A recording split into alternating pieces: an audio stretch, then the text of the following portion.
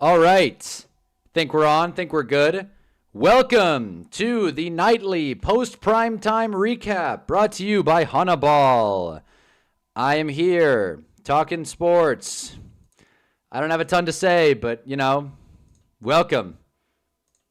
Let me make sure my sound's going through. Everything's all good. But yeah, Ravens, Lions, what a letdown, man. What a letdown.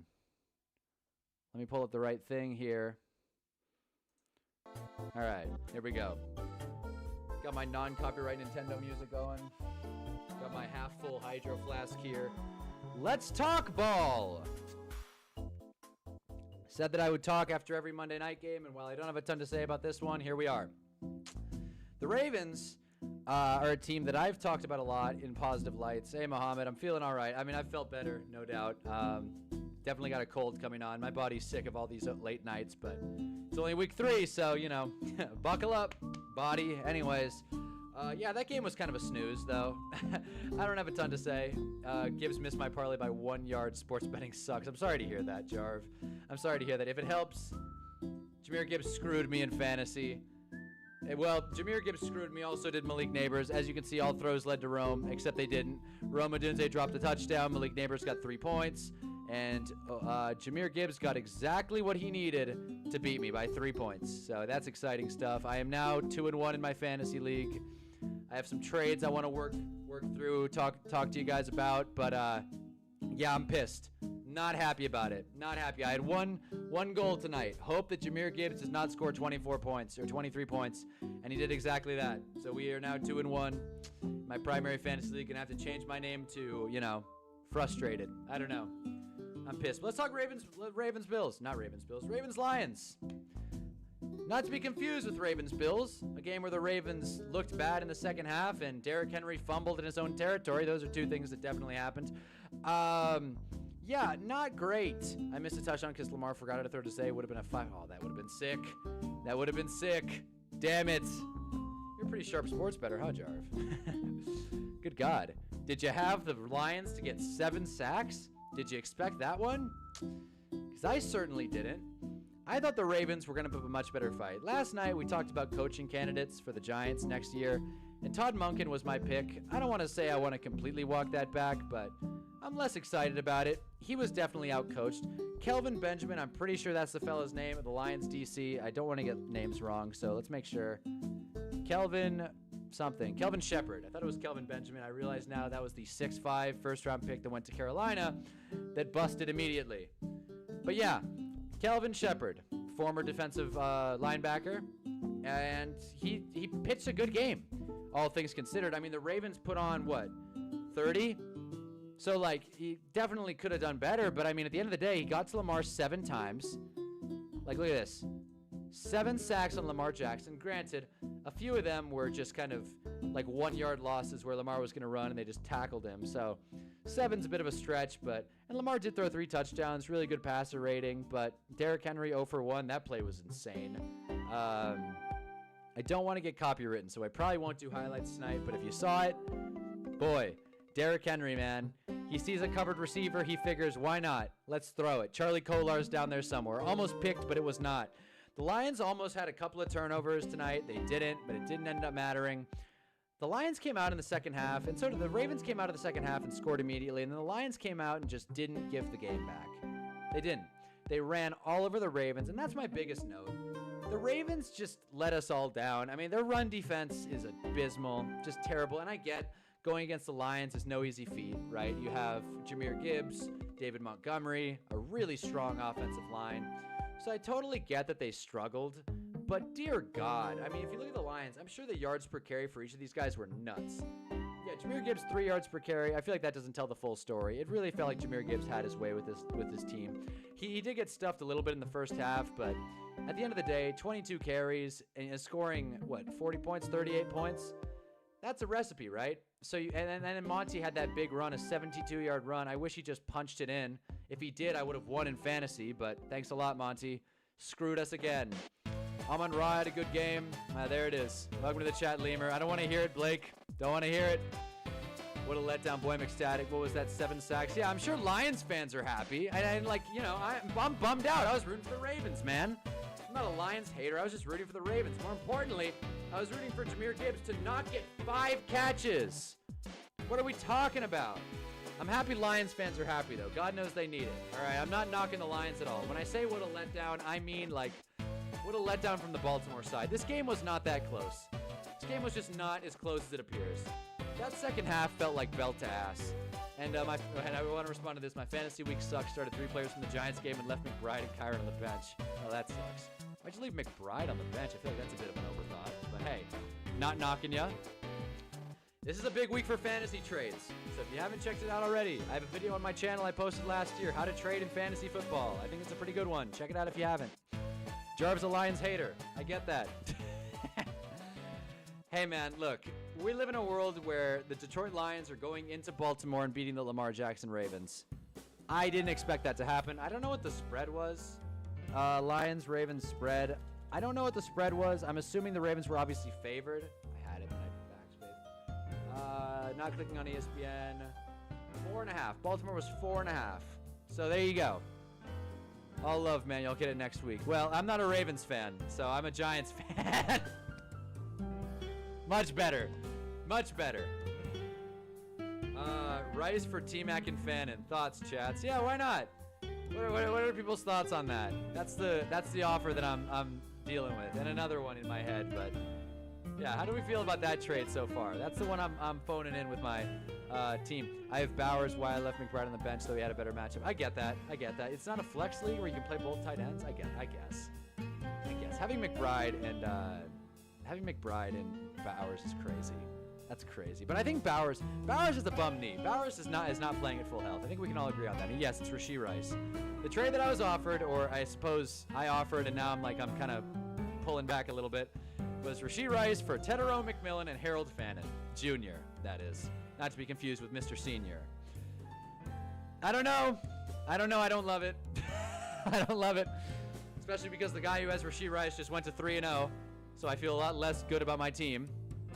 But yeah, that's the dialogue we're getting. I feel like talking about fantasy is the way here because, I mean, outside of the Ravens' awful run defense, their bend and break defensive style, the Ravens' defense looked abysmal. The Ravens' offensive line could have definitely played better, but I think most of the sacks were coverage sacks. Lemur, I'm assuming you're a Lions fan, right? I'm assuming that was your note. A lot of those were coverage sacks. And I think a part of that is Terry and Arnold and the other fellas, they just didn't they didn't give up anything. Rashad Bateman had some big catches, but what did Zay Flowers? 2 grabs for 13 yards? My God. Like Rashad Bateman was the leading man until Mark Andrews got that last touchdown. That was funny. You guys want to see a bad beat in fantasy? Check this out. Look at this, and then I'll respond to what you guys said. Look at this look at this bad beat. Lamar Jackson, right? If Lamar, you'd think, oh shoot, this game's not that close. That's because Lamar threw 2 touchdowns to Mark Andrews. If that last touchdown went to Charlie Kolar, Lamar the Merrier would have won. But of course, we don't live in that world, so whatever. Oh well, sucks. Anyways, it is, but like I said, I'm an idiot who started Wandale as one of my flexes. Yeah, no, you play with your heart, Jarv. I like it. Rice is going to light it up when he comes back. I drafted Rice and waived until the suspension was done, and then I was going to pick him back up. What the hell kind of league can you drop Rashee Rice and then pick him up? Hold up. Oh, shoot, the music's loud. Good call. I had it up from watching clips last night. Good call. Yeah, we'll tamer it down. I appreciate you guys letting me know. Welcome to the chat, Mahi. Yeah. So, yes. Yeah, Blake Robinson. You want to keep Rashee Rice? Go ahead. Go ahead. He's a good player. That's really not the trade I'm thinking about as much. But yeah, man. Tough night for people going against Jahmyr Gibbs in fantasy. Tough night for the Ravens O-line. Tough night for the Ravens D-line. Tough night for the Ravens secondary. There's just not a lot to be excited about. Who won? The Lions. The Lions won with a pretty healthy margin. It's an 8-point game, but it felt a lot worse. Ravens were down 14, and then they got a garbage time touchdown. So, yeah, that's the story there. Whatever game. Like, you'd think 38-30 would be like a fun, like, oh, my God, high-flying game. This game rocks. But that second half just kind of took the wind out of my sails, mainly because I lost in fantasy. I'm very biased in this discussion. But there's just not a lot to talk about. The Lions are better than we thought. I'll say that. This is a team we were ready to fully hit the panic button on in week 1. But again, week 1 is a liar. Made that video too. So I'm just saying, like, Detroit's good. Detroit's fine. All the different coordinators. Hey, it's only a 6-teamer with a few buddies. Fair enough. Fair enough. Is there a buy-in? But yeah, I can see why you got McBride and Bowers now. Clearly you're a tight end, man, and I respect that. Take the points where you can. I'm a Tyler Warren guy. It's always been my thing.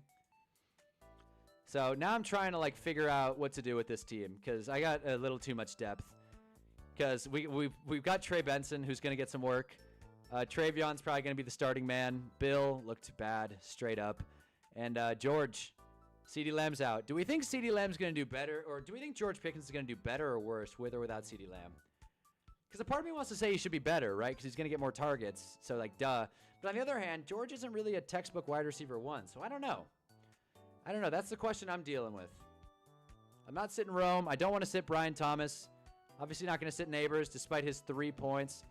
I would, but I do like T-Mac a lot. Someone offered me a Buka and T-Mac for BTJ, and I'm mad as hell for not taking it. I think you should hold. I think you should hold, pal. Like, selling Brian Thomas now is just dumb. Like, straight up. Like, it's just, like, you're getting your first or second round pick. Like, you're taking a huge discount. He'll be better. Like, I have full faith he'll be better. Like, yeah, they have some tough defenses, but look at this. LV, Houston, Titans, Jets. Yeah, Denver's not going to be fun in week 16. I'll figure that out when the time comes, but you know, until then, I'm just trusting. Like, Trevor sucks. But, you know, better. Dallas is more reliable passing offense compared to Pittsburgh last year. That's a good point. It's a very good point. So the offer that is on the table right now, and if he's in the chat, I mean, I hope not. Oh, there's no hold. That offer is off the table now. Yeah, no, I get it. I get it. But, like, Brady here, welcome. Dak will feed targets to him, Ferguson, since they'll be down. I get it. I get it. So, okay, so let me run this one by you guys then. Because I don't think I'm going to take T-Mac for Rashee Rice. Because I'm a T-Mac believer. Someone said he reminded him of A.J. Green, and that made me really happy. I like A.J. Green. Tetero's a beast. He didn't do it this week, but he's a beast, man. He's so fun. Getting the targets. Having a fun time. Week didn't lie about Dan Jones. I guess. Any chance we can get. Talk about Dan Jones. By the way, if you're in the chat and didn't watch my flag video, watch it, please. Anyways, all right. Parker Washington getting all the touches. Yeah, no doubt. But, like, that's not going to sustain. That's not going to sustain, guys. Let's be real. Maybe I'm biased, but I refuse to be out on Brian Thomas at this point. I refuse. I would hold him. I hate selling low on players. I think that's such a joke. Also, Matt, I didn't pick up Vikings defense from the waivers. Packers defense. Oh, believe me. I picked up the Falcons thinking they'd be great. Carolina hung 30 on them. So, yeah, no, I hear you in that regard. Here's the other trade offer I'm fielding, and I feel like I'm going to get some pretty strong opinions on this one. Barely lost in fantasy. Sorry to hear that, James. You and me both, buddy. You and me both. Let me pull this up. I lost on the legs of Jahmyr Gibbs. Who would have thought? Who would have thought? All right. Here's the trade that I was offered that I'm thinking about.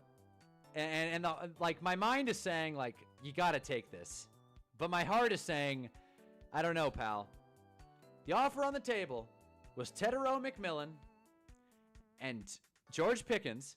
So basically my whole wide receiver depth, just completely down the tubes, George Pickens and Tetero McMillan. This is a 12-team league, by the way. I don't know how I got this many wide receivers. Tetero McMillan and George Pickens in exchange for Jamar Chase. He's a wide receiver. He plays for the Bengals. And, like, I don't know. The, like, fantasy sharp in me that knows not to overreact to one game is, like, screaming, like, take that trade. But on the other hand, it's like, what is Jamar's ceiling with Jake Browning? Like, I get that Bryce Young sucks and isn't fun to watch, but, like, Tetero's in for better weeks. I mean, look at their next few games. Pats, Dolphins, and Cowboys. That's free. No, James says no. It's not the talent of BTJ. I just think they're running the ball more this year, and the connection's way off with Trevor. Maybe with Mac Jones. Maybe they should trade for Mac Jones.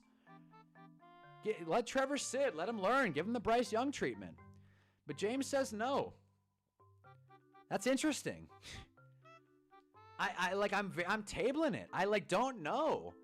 Because a part of me is like, dude, Neighbors, Thomas, and Rome and Jamar Chase as a wide receiver room is insane. But I feel like the wide receiver room's already insane. And Tetero's in for better weeks. George Pickens is probably in for better weeks. So I feel like selling them now is just stupid when I could wait and get more value down the line. But then again, if Jamar Chase looks good this week, the Jamar Chase owner is probably going to hold on to him.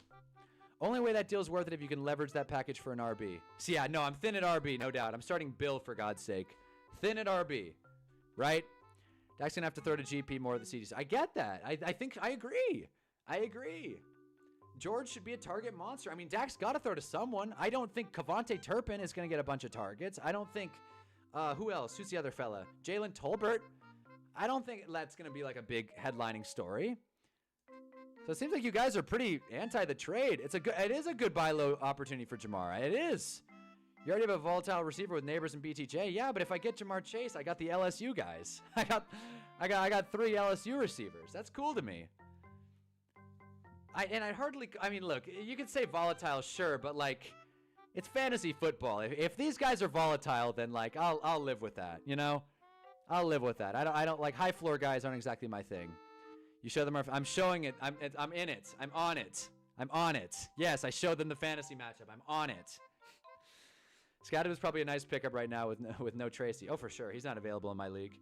The guy who had him drafted him like the 10th, and he's not letting him go for anything less than James Cook. So, yeah, man.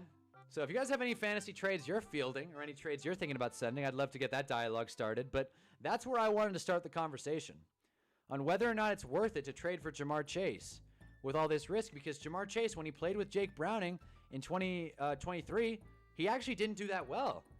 Like, you know, you'd think it's like, oh, it's Jamar Chase, but he actually was like not great. He wasn't great. Chase Brown was good. The Bengals did fine, but Jamar Chase was not great. He doesn't have that chemistry. So it's a risky move. And sometimes I think it's better to just kind of hoard the offense. Who are my other receivers? We have Neighbors, Tetero, Brian Thomas, Roma Dunze, Alec Iomanner. Shout out to Jar for telling me to pick him up. Super thrilled about that. And George Pickens.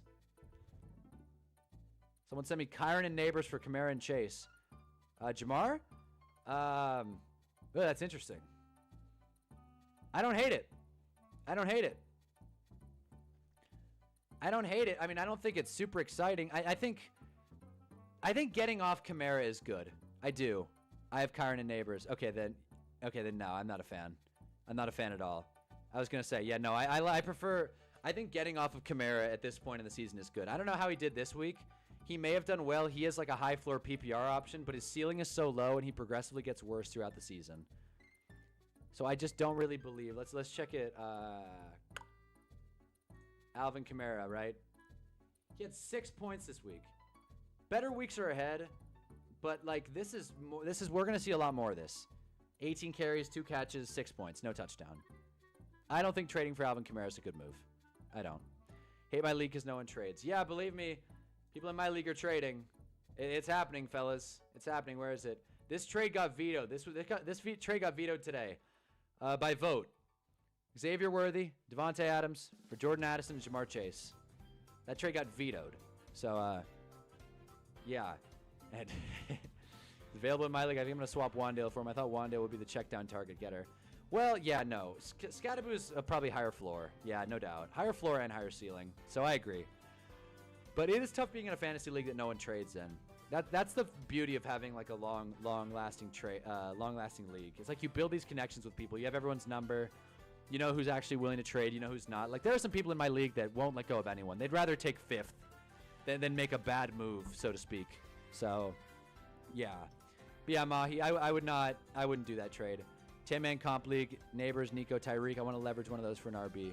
I get that, but now's not the time to sell Neighbors. It's really not. Like 3 points. That'll probably be his lowest scoring affair of the season. Neighbors is such a good Neighbors is such a high floor guy, and it's so counterintuitive to how he did this week.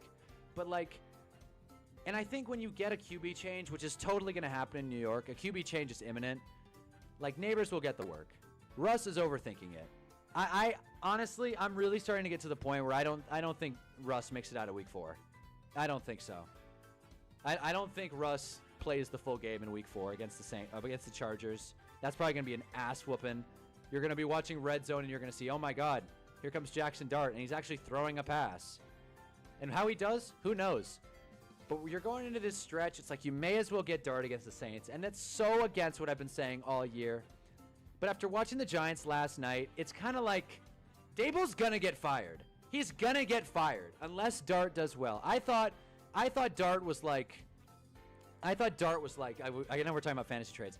I thought Dart was like going to sit and wait, give Dable his time, let him coach out his contract. Nah, dude, I'm sick of it. I'm sick of it. Watching Dan Jones put on for another team, nah, dude. The QB Whispers sucks now.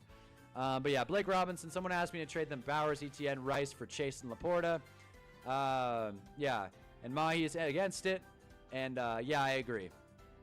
Like, I think Bowers is playing hurt. But, like, Rashee Rice is going to be back in a few weeks. Etienne, you know, is a guy.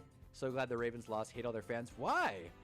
Like, I mean, I'm not going to tell you you're wrong, Otis. I'm just curious why. I would never sell Neighbors. He's the Giants' whole offense. Literally his first game without 4 catches. Yeah, seriously. And he got the targets, too. It just didn't get there. Like, he got the deep targets. It just didn't go because Russ is an idiot. I think, like, I don't know if better days are in New York, but better days are ahead for Malik Neighbors. I am not panicking on him at all. If you can trade for him, I would do it. I would go for it. I think now is a really cool buy low window. But you look at Jamar Chase, and it's like, where is it? Lamar the Merrier. You look at Jamar Chase, right? Like, he had that good game against Jacksonville, right? It's Jamar Chase. He's going to do what he's going to do. And he did fine, all things considered. I mean, he definitely had the game script. But, you know, Jake Browning is Jake Browning, and they're going against Denver. Rice is a PPR beast. ETN's thriving in the Cohen system. That's a good point. That's a good point. That is a really good point. Mahi is firm against that trade. God, this is a big pro Rashee Rice chat. Well, you guys love Rashee Rice. I can't blame you. I cannot blame you. But, yeah, Otis, if you can explain why you hate the Ravens fans, I'd love to hear it. But Dart is the best option right now. We are not competing. We have to see what we have in him, and maybe other coaches can see his talent and want to come over. I agree. I agree. I completely agree. At a certain point, it's kind of like I want him to succeed. And I'm so against firing coaches while you have a rookie quarterback. Why rock the boat? But Dable's not making it out of this season. He's not. So if Dart doesn't play and play soon, the noise is only going to get louder. I'm sure you guys heard, but Dable said any option is available. I'm sure Russ is going to come out against San Diego, against LA, the Chargers, come out, not play well, and Dart's going to come in by the second half. And I did not think that was going to happen. I really thought we were going to get more out of Russ, but I guess not. I do appreciate the little back and forth between Blake and Mahi, though. That's cool. I'm glad fantasy people are helping fantasy people. But that's where we're at. Not to mention Jamar lost a fumble. So he would have scored over 10, right? It's Jamar Chase. He has 27 targets on the season, but just not someone to get excited about right now. And this team's screwed, by the way. This team is completely screwed. Calvin Ridley, Wandale, Laporta. Quinshawn's good. Devonta had a bounce back, but yeah. They fired Urban Meyer year 1 and Trevor got better. Not the best example. Yeah, definitely not the best example. Urban Meyer, he is a textbook have to fire in the middle of the season. Urban Meyer getting fired was like the least surprising thing ever. Saleh, that was surprising. Frank Reich, I don't know if he got fired mid-season. I feel like he did. The Panthers definitely fired someone mid-season. I think Frank Reich also got fired by the Colts mid-season, right? I know the Colts had Jeff Saturday for those few games. That was weird. Let's see. Is Frank Reich the... Okay, so he was fired after 1-10 start. I want to see... Was he fired mid-season by the Colts as well? Yeah. Is Frank Reich the only coach in NFL history to get fired mid-season twice? I think so. Anyways, back to this. But yeah, this is circus-ass music. Anyways, they're so whiny about Allen winning MVP last year. They talk about how he has bad stats when literally last year they were talking about it's not stats. Also, my middle school bully was a Ravens fan. Never met nice fan. Fair enough. Fair enough. One of my closest friends is a Ravens fan. I literally just watched the game with him. He was not happy. Rule was definitely let go mid-season, but I don't think by 2 teams. And rightfully so. The Panthers are a disaster. The Panthers are so bad. And you got to feel bad for Bryce Young, but then again, Bryce Young's not exactly doing great. So it's kind of like it's the chicken or the egg. It's like, do you blame the coach or the quarterback? So I think there's a lot to how a quarterback's developed, the system the quarterback's in, the offensive line. I mean, look at Dan Jones. Look at Baker Mayfield. Look at Sam Darnold. I think my next video is going to be about quarterbacks resurgence. I think it's time for me to make a video about Dan Jones. We're 3 weeks in. I know what's going to happen. I'm going to make a video about Dan Jones, and then he's going to, like, play awful. I'm going to finally give him his flowers, and then he's going to play awful. But, yeah, man. Who knows? I mean, I have him in fantasy, so hopefully he figures it out. We'll look at this for a second. QB4 in fantasy. Dude's a stud. Definitely lost some touchdowns to Jonathan Taylor, which will happen. But he was efficient. He looked clean. The big thing is him slicing and dicing Denver. It's a good defense. Let's see how he plays against the Rams.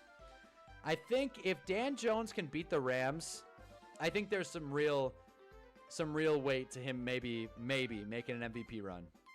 Might as well be a KOC video then. That's a good point. That's a really good point. May as well. Did KOC work with Darnold? He did, right? Darnold spent time in Minnesota when KOC was the coach? I know Darnold played in Minnesota, but I don't... Wait, no. Darnold went with KOC. Dan Jones went with KOC. Baker hasn't worked with O'Connell. Or did he? O'Connell was in LA, wasn't he? Damn, they were all with Kevin O'Connell, weren't they? Damn. Shoot, dude. This is the real QB whisperer. God, man, if JJ McCarthy can't figure it out, then the Vikings are really in trouble. John? The Vikings are in deep shit if JJ can't figure it out. If he could make the most out of Dan Jones, Sam Darnold, and Baker, and JJ McCarthy, a first-round quarterback, can't figure it out, goodness gracious. Hell, Carson Wentz putting on all of a sudden. Maybe we'll get the Carson Wentz resurgence. What is it going to take for Carson Wentz to win that job? I asked the same thing about Mac Jones in San Fran. What is it going to take for Carson Wentz to win that job? KOC is the QB reviver. It would be nice to make a video about something positive once. It would be nice to not talk about how the NFL's terrible. The league that I'm obsessed with and follow like it's more important than my actual life. It would be nice to be positive about the NFL once.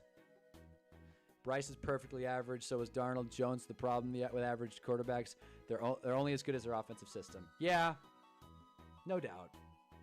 Like, I'm not the first person or the last person to say this. You put Brock Purdy anywhere else, okay, maybe Minnesota. You put Brock Purdy on most teams, we never hear about him. Brock Purdy doesn't exist. That's not a slight to him. He got lucky. He's in a good system. But then again, I ask you this. The Eagles, it's not like the Eagles have some great system, and everybody says Jalen Hurts, system QB, has a bunch of help. Jalen Hurts has had 3 or 4 offensive coordinators, maybe 5, and he's figuring it out. I don't think coaching is the strength there. So how do you qualify system? Is it roster? Organizational culture? Coaching? Like, how do you qualify that term? I don't know. I'm asking you, I'm throwing more questions at you guys than anything. I'm more learning. Teach me how to learn. It's a direct quote from Mike Beasley. Teach me how to learn. Okay? Or no, Snoop Dogg. Snoop Dogg said that. Teach me how to learn. Snoop Dogg does dumb shit all the time. Baker was the year after KOC left. Okay, so Baker did not meet with KOC. Okay. I'm glad that I was like almost right about that. The next white boy QB rival will be Mac Jones. We'll see. I mean, he's winning.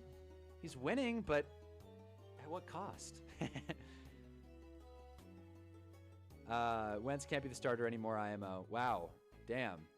Jim will be fine. He's posting with a crap O-line, but Wentz... I'm assuming you mean... Oh, J.J. McCarthy. I read Jim. Who the hell's Jim? J.J. McCarthy. Posting with a crap line, but Wentz is playing with a much better line. What, are the Vikings getting healthier, or are they just playing better?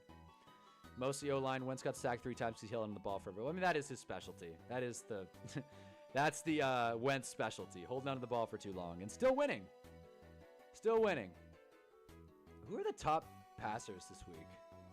Wait, hold on. It should be on the NFL. Yeah. Player stats. Here we go. Oh, next gen stats are on NFL.com. We should look at next gen stats. But who is the leader in passing this week? Of course, you can't narrow it down. Okay. How is Darnold doing this year in Seattle? 4 touchdowns, 2 picks? 4 touchdowns, 2 picks. Yards aren't a good indicator, but he's got 663. And I think the Seahawks are 2-1, I believe. Darisaw is back. Okay, that's huge. I didn't know that. Darisaw is back. There it is. Baker looks like a stud, man. But, like, he's doing it without Liam Cohen. He's doing it without Liam Cohen and without a good O-line. Is it like... What I'd like to figure out is it like you meet with these coaches and they just open your eyes? Like Kevin O'Connell, he's like, hey, Dan Jones, had you ever considered, like, not being super stressed out in the pocket? And then Daniel Jones is like, oh, my God, I hadn't thought of that. And then from then on, he's just good. He's just good. And then again, it's like, I'm sure O-line is the biggest factor. I do agree with you guys. But you look at QB whisperers, right? Liam Cohen, obviously, we should give Trevor a little bit more time, but Trevor has looked worse than ever under a Liam Cohen regime. So it's like, I don't know. Yes, I know who Christian Darisaw is. Baker's a top 5 QB. I mean, okay, let's do that experiment really quick. I don't think he's better than Josh. I don't think he's better than Lamar. We'll table Pat Mahomes for now, because if we're going by this season, it's pretty handed. 6 touchdowns, 0 picks. It's pretty good. Even if we throw in Pat, I think Baker's better than Jared Goff. I mean, it's going to be very off-brand for me, but Herbert's probably better than Baker. That puts Baker at 5. It does. Puts Baker at 5. I don't think Baker's worse than Jared Goff. I think Baker has single-handedly won his team games. Dan Jones said a lot of it was preparation and learning what exactly to look for. I should really do this research. I shouldn't just like ask you guys to tell me. But yes, preparation, learning what to look for. So not defensive backs. That's funny. We'll see. But it seems like once these quarterbacks just meet with a new guy, like, oh, I hadn't thought of it that way, and it just lasts. They don't need to work with them forever. They just need that one just click. Once it clicks. Because if you remember, and I'll say this forever, this was my main Dan Jones isn't going to be good on the Colts take. He wasn't on the Vikings active roster in the playoffs.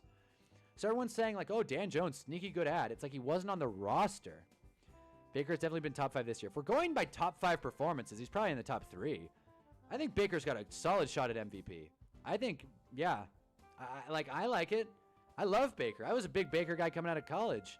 And then, he went to Cleveland. Hugh Jackson. You remember Hugh Jackson brought him in to let him know that he won the backup job. And Baker was just like, thanks. Thanks for the heads up, buddy. So, I mean, it's tough. I mean, Baker's better than all these guys, obviously. I think he's better than Love. I don't think that's crazy to say. Better than Darnold. Better than Rattler, obviously. Flacco, Penix. I don't need to say all these names. Where are we at with C.J. Stroud? KOC should have been coach of the year over Dable in 22. Then maybe that would have saved us this nightmare season. Maybe. My top 10, Allen, Lamar, Burrow. Well, Burrow's not playing, though. We're not counting Burrow, but sure. 4 Pat, 5 Baker. Herbert's probably top 5, but I'm a biased Raider fan. Lucky to even have Pat Mahomes on this list. Fair enough. I like it, Otis. Fair enough. Damn. Throw a top 5 QB list if you got it. So I'm going Lamar. I don't care about tonight. I'm still going Lamar, Josh. No love for Hurts, huh? I didn't even consider Hurts. I don't even think he's on this list. He's not even on this list. I got to go to the next page. Jalen Hurts. I think Baker's playing better than Jaden Daniels. I forgot about these guys. I think Baker's playing better than Jaden Daniels, for sure. Definitely better stats than Jalen Hurts. Stroud has a lot of talent. Yeah, no doubt. I don't disagree. What the hell? What? Okay. Anyway, okay. I'm willing to blame the OC and the O-line for Stroud's struggles. Yeah, fair enough. Look, I'm not saying Stroud's bad or anything. I'm just saying that someone asked me tonight, they said, do you think the Texans signed CJ Stroud, re-sign him to a long-term deal? And it's like, you kind of have to, but I don't think you're excited about it. I don't think you're excited if you're the Houston Texans looking at this future. You build out the O-line and maybe see what happens. Maybe get Tank Dell back next year, but the Texans look bad. They look bad, dude. 1-2, I think. 0-3. Texans look bad. Lorenzo, welcome to the chat. Play calling looks like 2022 Matt Patricia's offense. Yeah, I haven't watched too much of Texans football, but I do know their offensive line is struggling. We've said it 100 times on this stream. They traded Laramie Tunsil after having a bad O-line last year. Brutal. Want to talk about Drake May's top 10 right now, showing a lot of improvement, but his team is holding him back. Curious to see your thoughts about him since your Drake May video. That's a good question, Lorenzo. It's a good question. I think with Drake May, he's going to show flashes. He's sneaky athletic. I stand by a lot of what I said, honestly. I feel like he's just carried over. Like, I don't want to say that he hasn't improved that much. I haven't been watching Patriots super closely, which I should definitely do, especially because I made a video on Drake May. At the end of the day, though, he's turning it over a lot. He's turning it over a lot. So he's got the yards, right? 5 touchdowns, 2 picks. And I think 1 or 2 fumbles. I know he had a fumble this week. I don't know if he had 2, but he's turning the ball over a lot, which, again, he's a rookie. He doesn't have a ton of help, but the Pats schedule is easy. Like, he's got enough, I think. But to be honest with you, I'm more mad at Mike Vrabel than anything. I think Mike Vrabel might become an issue down the line. I might be overreacting, but I just think that Mike Vrabel is one of those stubborn old head coaches, mainly because I'm mad about the whole Travion Henderson thing. But I feel like Mike Vrabel is just... He's not the offensive mind, and I think Mahi says it's a Josh McDaniels issue more so than anything, and I totally get that. I think that's totally fair. So, in short, I got to watch these games a little bit closer. I think I got to stop watching the games that I want to watch. I got to start watching the bad games, the bad 10 o'clocks, the bad 1 o'clocks, or 1 and 4 o'clocks, wherever you are. I got to start watching the bad games because I've been watching the Giants in one window, and I can tell you everything about this team. But I don't know enough about these other teams. I got to watch these games more. I should definitely watch some film. I'd watch highlights on here, but I don't want to get copywritten, so it's a tough call. Campbell's looks great after week 1. Did you guys see the clip of Campbell on that fumble where he didn't block the edge rusher and then they got Drake May and he fumbled? A tweet went viral saying, let me pull it up. I'm sure I can find it. Let's do it. We're going on Twitter. This is going to get messy. Oh boy. Here come the politics. Anyway, here, look at this, huh? Where's the trending one? Where is it? Wait, let's see this rep. Got him. Good rep. Good rep. Good PFF grade. I have him in fantasy, by the way.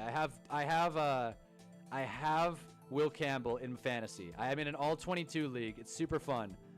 But where's the tweet? Where's the tweet, damn it? Anyway, point is, he had a bad rep. Here we go. I think this is it. As you can see, Will Campbell, not a ton of effort. It's paused, really. There you go. That was Will Campbell. People are blaming Will Campbell. The tweet was basically, look at Will Campbell. May as well throw your purse down and try and stop TJ Watt. But again, that was on Drake May for holding on to it too long. So what I think about Drake May coming off my video, I think the big thing was that I love Mike Vrabel. He sold against my Raiders, so my team won. Pats had 5 turnovers, had a chance to win in the end. I think it's a young team who had way too much hype. I'm a big Pats fan. The line improved, but I never believed the playoffs are realistic. You know, I don't think playoffs were unrealistic just because the schedule. The schedule was pretty easy, and the division should realistically be wide open. The Jets are a disaster. The Dolphins are a dumpster fire. So, and they have some pretty easy games. And also, I'll double down on this. The AFC is wide open. The AFC is wide open. Like we're talking about that last wild card spot in the AFC is probably not going to be a very strong team. Because let's be real, the Colts are probably the Texans are 0-3. Damn, I thought they were 1-2. The Colts, dude, the Colts are probably going to win this division because the Jags aren't good. We know that. The Colts are probably going to win this division. Cincy can win all the games they want. I don't think Jake Browning's going to do it. I think you'll have a shot at the Steelers taking that wild card spot. I think the Ravens will win the division in the long picture. Bills obviously is going to take the East.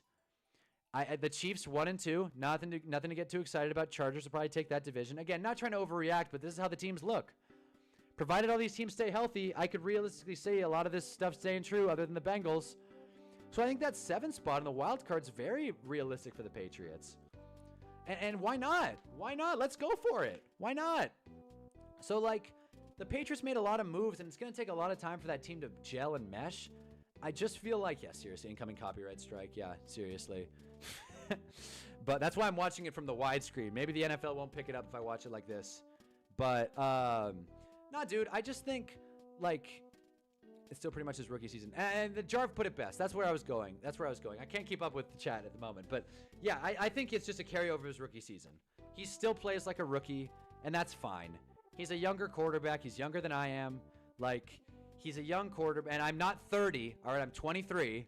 Okay, I got to clarify with that. I say that as if it, like, you know, I say, like, he's younger than I am. I got to clarify and give context. I'm not an old guy. I know this mustache maybe looks like I'm retired, but no.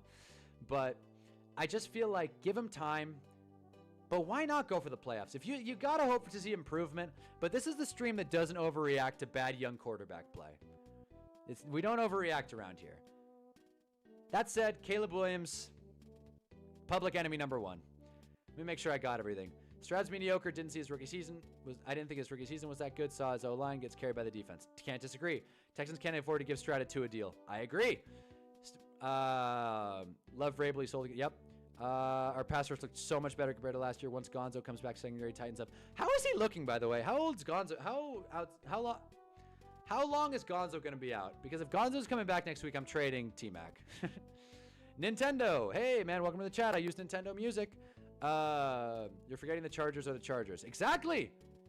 Hey, hey, man, I don't want to forget it. The thing about the Chargers is look at their schedule. What the hell? Oh, God, I hope it comes up. Schedule. Here we go. Full schedule. I'm starting to figure out this NFL website. We're doing it, guys. Okay. I'm starting to like it less. Look at this. Okay. They beat Denver. Then they got us, which, you know, go Giants. We're going to win. And Commanders, I think that's a win, right? At Miami, should be easy. Colts, that might be a high-flying affair. Who knows? Vikings is going to be a test. That's going to be a test. We'll see how Jage plays by then. That'll be a test. But Titans shouldn't be difficult. Steelers on Sunday Night Football. I think that's a game the Chargers should win. Okay? Jags in Jacksonville. Week 12 bye. Love that. Come off the bye and play the Raiders. Then you get the Eagles. Then you get the Chiefs. It gets a little tougher. Cowboys should be free. Texans. Broncos to close out the season. I think there's a very realistic world where the Chargers win 13 games. And I am not a Chargers guy. So you look at it, it's like, well, I think by default, a bare minimum, they'll win like 10, 11, provided they stay healthy. So I don't know. I like Chargers are going to Charger, but they've given themselves a pretty good cushion. Mays reads have been great. Enough guys are getting open. Don't disagree. He's just turning the ball over when it matters. But again, young quarterback. Young quarterbacks are going to do that. We can't overreact. Even with this tough loss, I'm more than excited for this year. Fair enough. Fair enough. Look, the Pats have plenty to be excited about. I think Vrabel's the big loose end at this point. I have full faith in that roster. And Drake May. I'm sure you guys saw the Drake May video, but I'm a big Drake May fan. I literally said in the video, I'm like, is Drake May going to go in the Hall of Fame? Might be an overreaction. Might not. Who knows? Even with this tough loss, yeah. Really hope Chargers Charger it. Maybe. Gonzo is limited this past week. Hopefully he debuts week 4. Hopefully he sits one more week. I mean, go Pats, but I got T-Mac, so hopefully he sits. Kind of need him to sit. Because it's Panthers this week, yeah. Have him sit one more week.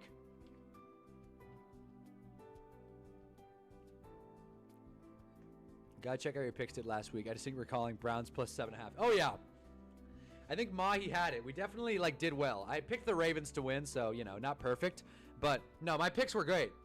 The Hunna parlay wouldn't have hit, but, you know, if you bet all my games, you would have been up money. So, you guys have come to the right place. I know what I'm talking about. Byron Murphy, Chiefs corner. That kept me up last night. I was like, I can't believe I said that. I sounded so stupid. Fumbling around, trying to figure out which corner the Chiefs had. Like, L'Jarius Sneed, who's not on the team anymore. Byron Murphy, Vikings corner. One of the pet peeves of the NFL is how much harder analysts are on rookie quarterbacks compared to veterans. Exactly. That's one of my biggest pet peeves at all. And that's why, if you haven't seen the video, not to always plug my stuff, but at 9-7, are you serious? I thought I did great. I thought I did way better than 9-7. I mean, go Giants. 9-7 was, you know, Super Bowl seasons. Damn.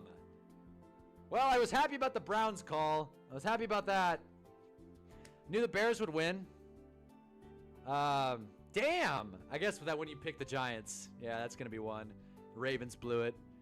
Whatever. Thank you for keeping track of that, Mahi. I always appreciate that. because I just say shit. But I completely agree, Otis. Not to plug one of my videos, but we have a QB problem. Posted that like 2 years ago. Still holds true. We're way too rigid in how we grade quarterbacks. Analysts just like pushing narratives and having stories. And if it were up to them, every team would have a new starting quarterback every season. That's the problem. Analysts are way too critical. If it were up to them, it's quarterback will lose a game. They'll be like, is Jalen Hurts really the answer? And it's like, what's the alternative? What's the alternative? Trade for Mac Jones? That's what always gets me. It's like, and there's room between the team needs to move off of this guy and he's like the best player in the league. There's room between that. You can analyze a player and admit that a team probably shouldn't move off him. Like Caleb Williams, right? Caleb, by the metrics, has looked fine this year. If you're just looking at the box score, Caleb Williams has looked fine. Anybody watching the games would know Caleb Williams has missed passes, takes way too long to throw, is not like a consensus winner. I don't think he's going to have a great season. Last week, people were saying they could get benched for Tyson Bagent. He got stomped by the Lions. And yeah, they beat Dallas, but I don't think that's much to say. Bro is so committed to being a big blue fan. His picks also go 9-7. That's what I mean. That's what I mean. Go Giants. But nah, dude. So, but if you watch the games, you're like, Caleb Williams is still missing passes. So it's kind of just goes to show Stephen A doesn't watch football. Bucks over Jets. Saints cover. Broncos over Chargers. 49ers over Cardinals. Giants over, damn. I thought the Saints got stomped. Broncos lost. Broncos should have won too. God damn it. Niners over Cardinals. Wait, did the Niners lose or did they just cover? I thought the Niners won. Also, wait, let me see if I can pull up this video. Oh god, where's my phone? Let me see if I can pull up this video. This won't get copywritten. Oh great. The Jamar Chase guy texted me. Should I tell him no deal? Should I tell him I thought about it? No deal, buddy. Did I like it? I didn't. Hold on. Let me pull up this video. It's worth it. I didn't like it on Twitter, though. Let me find out. Here we go. This was my favorite video of the week. Also, if you want to follow my Twitter, you can. Just know I don't use it.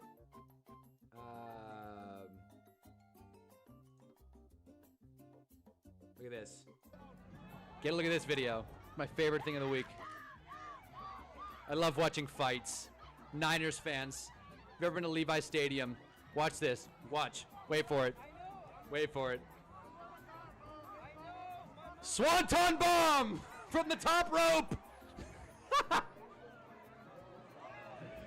I love this. I love watching football fans that are all rooting for the same team fight.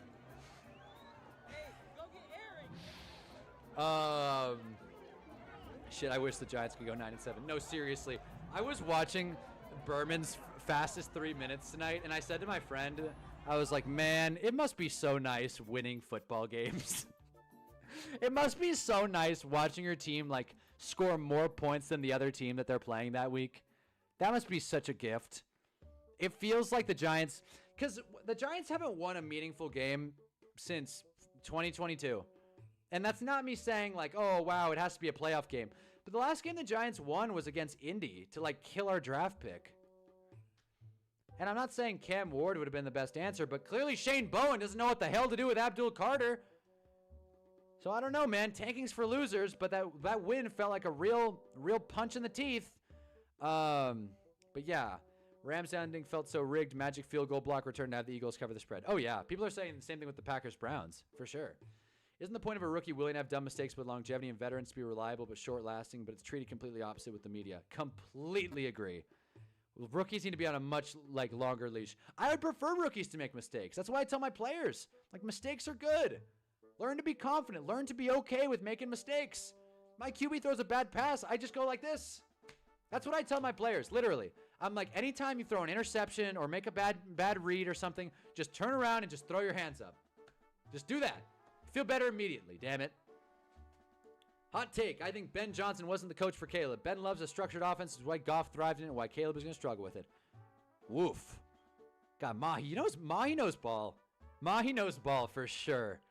My God, I completely agree. That is such a good take. Ben Johnson is very structured. He goes to press conferences and says, we're playing like ass. We got to be better.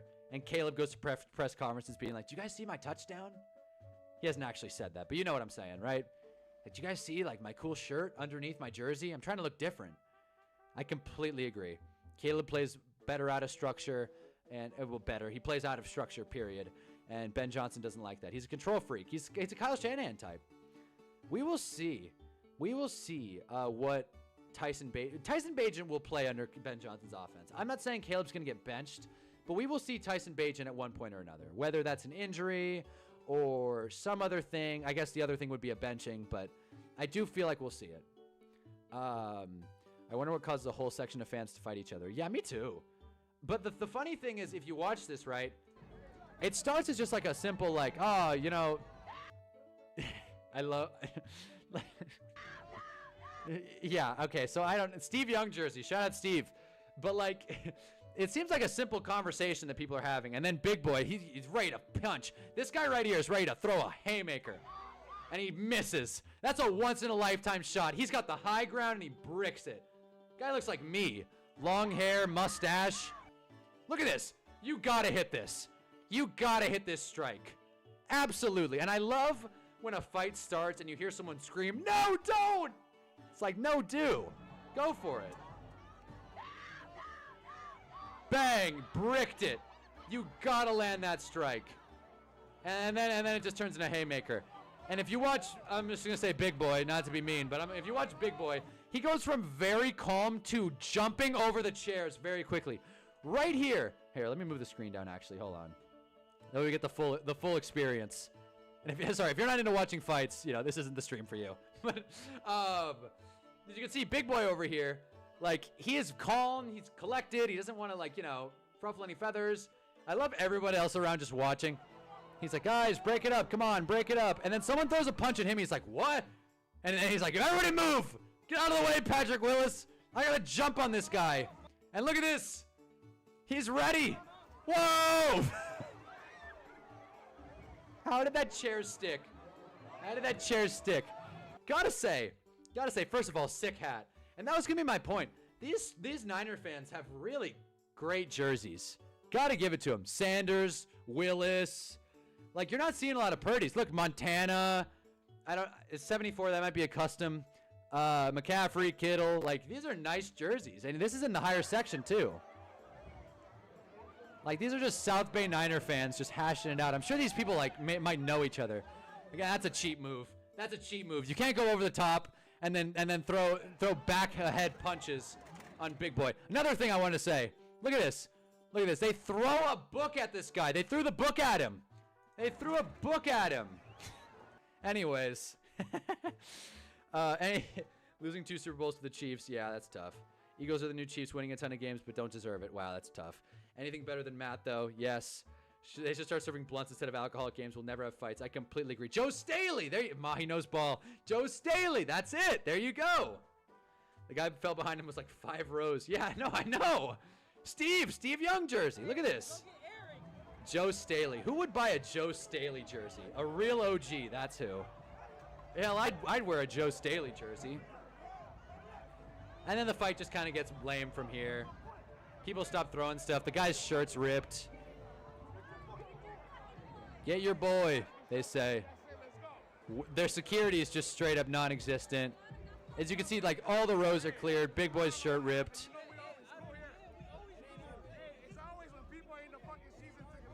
It's always people who don't have season tickets. Dude, this is like the top section of the stadium. Who the hell has season tickets? I don't think a lot of these dudes have season tickets. I don't know, man. Yeah, World Star. So that was my little favorite thing that happened this week, just to distract from the Giants being terrible. Yeah, Trump is a national disgrace. Yeah, we're not getting into that right now. We could. We're not though. Jahmyr Gibbs. Oh, would you look at this? Third fastest player this week. Brian Thomas couldn't score, of course. Dude got up to 22 miles per hour. Couldn't house it. Everyone list your most obscure jersey you've owned. I will start Javid Best. That's great. That's sick. I like that. Good idea. I have such a lame answer. Kayvon Thibodeau, I guess. Yeah. I haven't been damn, okay. I've had a Larry Fitzgerald because I went to a Cardinals game. State Farm Stadium is sick, you know, when they're not hosting funerals / political rallies. Not getting into it. Larry Fitzgerald, that's not obscure though. Andrew Luck, also not obscure. Kobe Bryant, I know that doesn't count, but also not obscure. It would have to be Kayvon Thibodeau. I would love to get a Dexter Lawrence, not that that's obscure either, or an Andrew Thomas jersey. But Andrew Thomas doesn't play, and Dexter Lawrence looks like his best games are behind him, which is really tough. It's a real tough pill to swallow there. I have a signed Anfernee Jennings and Matthew Slater. That's sick. You guys are killing me. Napoleon Kaufman. I have an AJ Cole jersey. You know it's obscure when you have to say who it is. Not a big jersey guy, but I bought a Landon Collins. That's sick. That's cool. I like that. Landon Collins Giants, I'm assuming? I know he bounced around a little bit. Yeah, I guess Kayvon Thibodeau. I got Kayvon Thibodeau because I worked at Nordstrom, which is a department store. If you don't know, it's kind of like Dillard's or Macy's or all that. And I worked at Nordstrom customer service, and someone brought back a Kayvon Thibodeau jersey. And I was like, we sell NFL jerseys? I've never seen this. Like, you go on the website, Nordstrom does not sell NFL jerseys. I don't know how this person found and bought a brand new Kayvon Thibodeau jersey through Nordstrom and then returned it to my store. So I was like, I feel like I gotta buy this because I had like a 30% discount. I was like, I feel like this is a once in a lifetime shot to buy this. So I like tried it on. It was a little big, but I didn't care. And then I put it in the back and I bought it.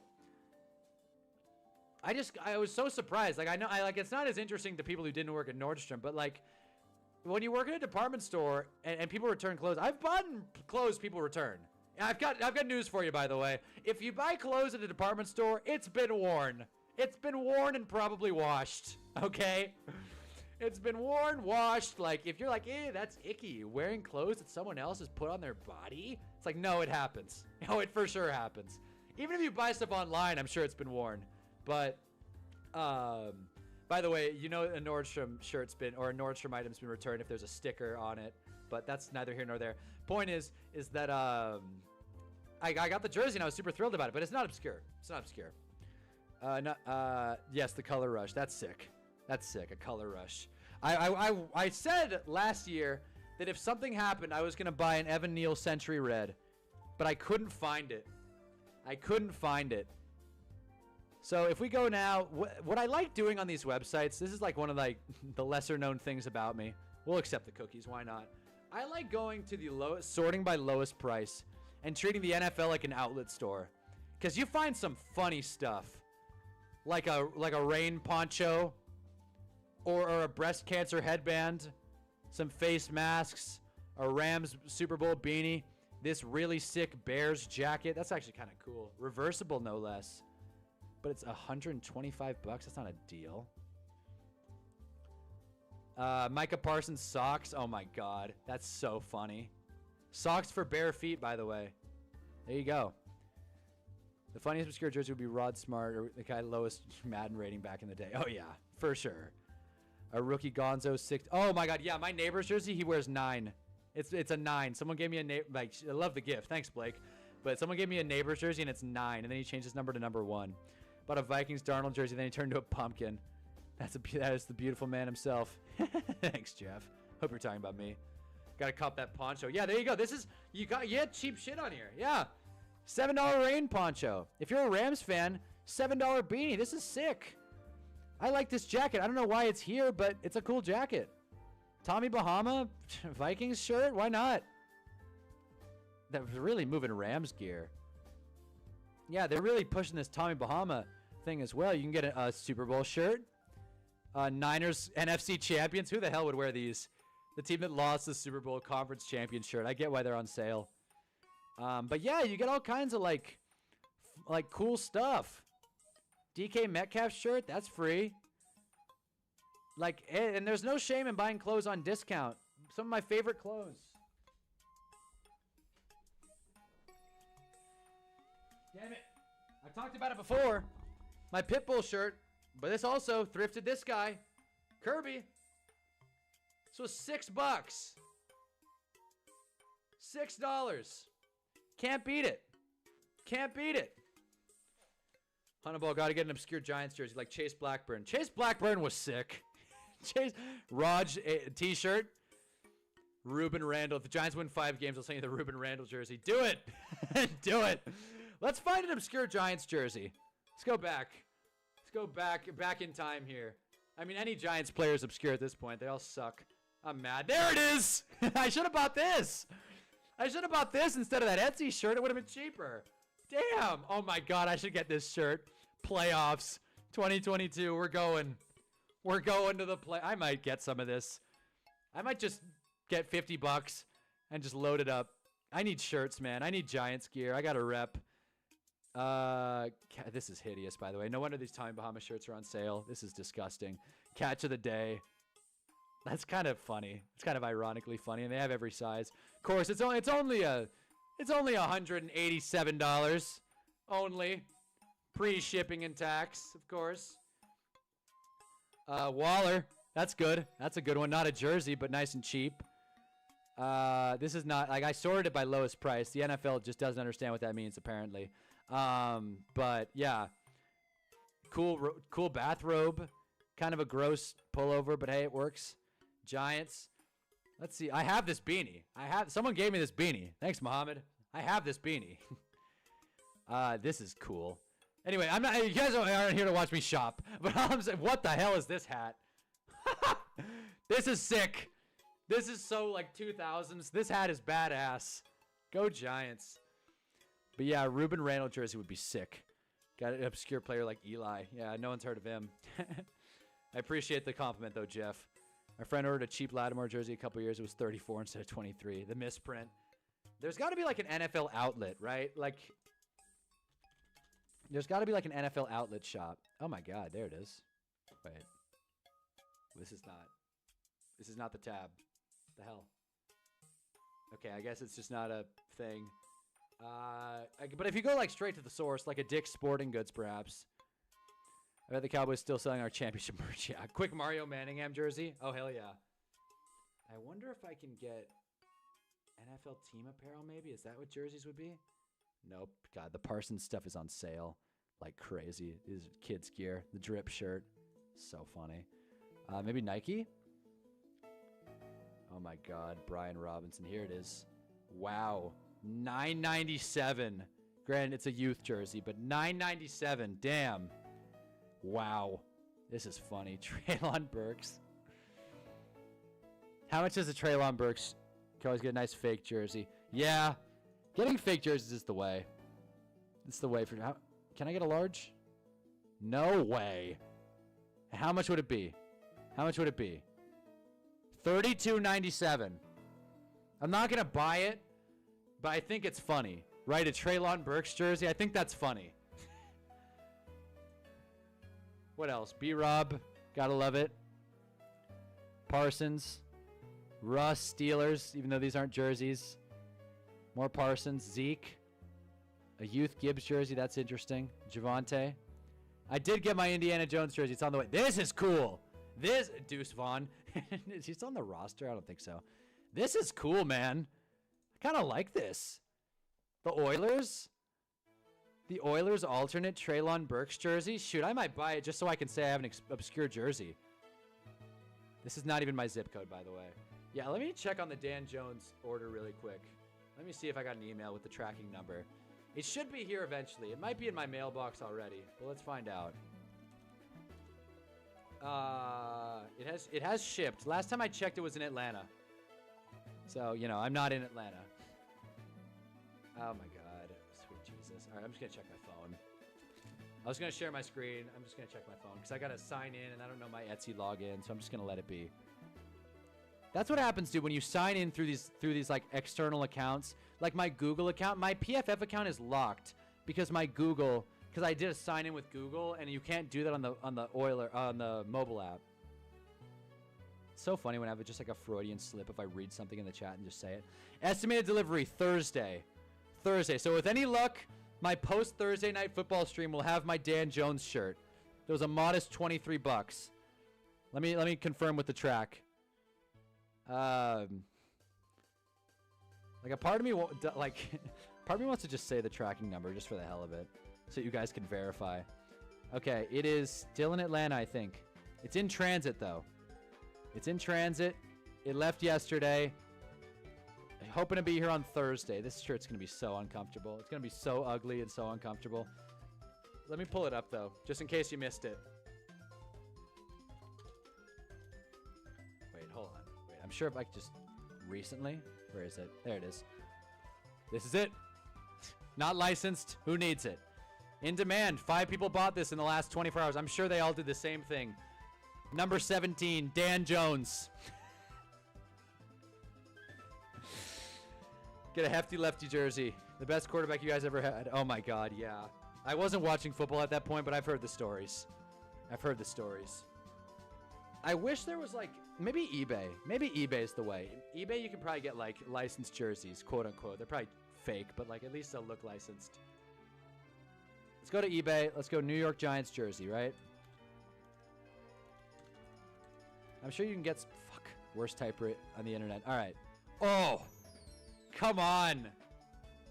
You know what? I did have an Eli jersey. I forgot. I did have an Eli jersey. I had an Eli Reebok jersey. It was not red, but it was sick. People are selling their Eli jerseys. Dexter Lawrence. God, I'd buy this. Are you kidding me? I mean, it's triple XL, so it probably wouldn't fit. Darren Waller, $60. You're never going to sell that. Gotta wear it for stream. I will. Oh, I will. For sure. Like, I will wear it on stream until Dan Jones proves me right on saying he sucks, even though I'm kind of believing in him now.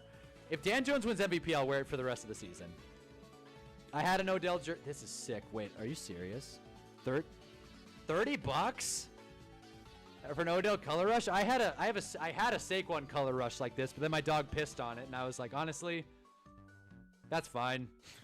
I'll live with it. Damn, 1 in cart, so someone's looking at it. This is not bad. This is not a bad shout. There's no ring around the collar, no stain. Large, that's my size. This is my boy. I don't never have to worry about Odell leaving the Giants because it already happened. Shoot. Don't hate it. Malik Neighbors throwback. Jeez, guys, buying jerseys at full price. Not a good idea. Victor Cruz. I want to say I had a Victor Cruz, but I don't think I did. Tiki Barber, maybe? I had an LT t-shirt. Plaxico. This is kind of cool. A custom black jersey. Why don't the Giants do this? Like, damn. That'd be cool. I mean, obviously, it's not real, but like, hey, it's kind of sick. 100 seasons. Kind of different. I like the little New York logo at the bottom there. Always, once a Giant, always a Giant. You can tell the details are there. Got to get that Jackson Dart. Well, let's see how he plays. Let's see how he plays. I forgot how nice the Giants series used to be. Yeah, I know. Seriously. I thought the same thing. This is classic. There's a reason this is 130. This is classic. Like, Dart. There it is. Stitched. Brand new, I'm sure. Yeah, Eli. A lot of Eli. Victor Cruz Super Bowl jersey. That is true. I did have a Victor Cruz. I had a Victor Cruz Super Bowl jersey, a Reebok, and it was like 3 sizes too big, so I never wore it. But damn it, I loved it. It was badass. This is cool though. The only thing I don't like about it is the Giants didn't wear this jersey in Super Bowl in this Super Bowl, so it's not accurate. And that's the kind of thing that pisses me off. Jason Sehorn, not bad, right? Saquon Barkley. Can't buy that one. Hakeem Nicks. What a throwback. Landon, there it is. Just wait, where's the obscure ones though? Where's the Weston Richburgs? Where's the Mark Bavaro? That's solid. We're not gonna do this forever. Dan Jones, triple XL, $20, still too much. That doesn't look interesting. Brandon Marshall, I thought that was DeVito. Brandon Marshall. There it is. We found the most obscure one. Brandon Marshall Giants, triple XL. Oh my God. Tiki goes hard, no doubt. No doubt. I'm gonna do one more page. Let's do one more page. I want to see Amani Toomer. Not bad. Waller again. Bavaro. Brandon Marshall. There it is. The Dan Jones Century Red. That would be sweet. That's what I should have bought. That's what I should have bought. Could you imagine me in a Dan Jones Century Red? With this dumb mustache. Anyway, Jeremy Shockey, there it is. Brandon Jacobs, another good one. We're getting more obscure. The Malik Neighbors Century Reds. Do they even sell those anymore on the NFL website? A blank.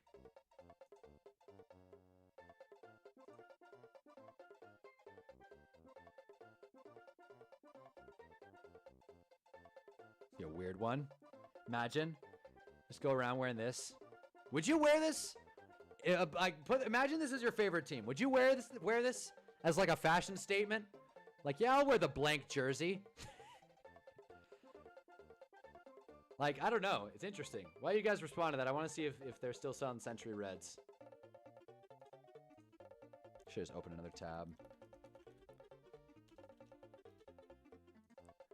Get a Nate Solder. Oh, God. Thanks for reminding me.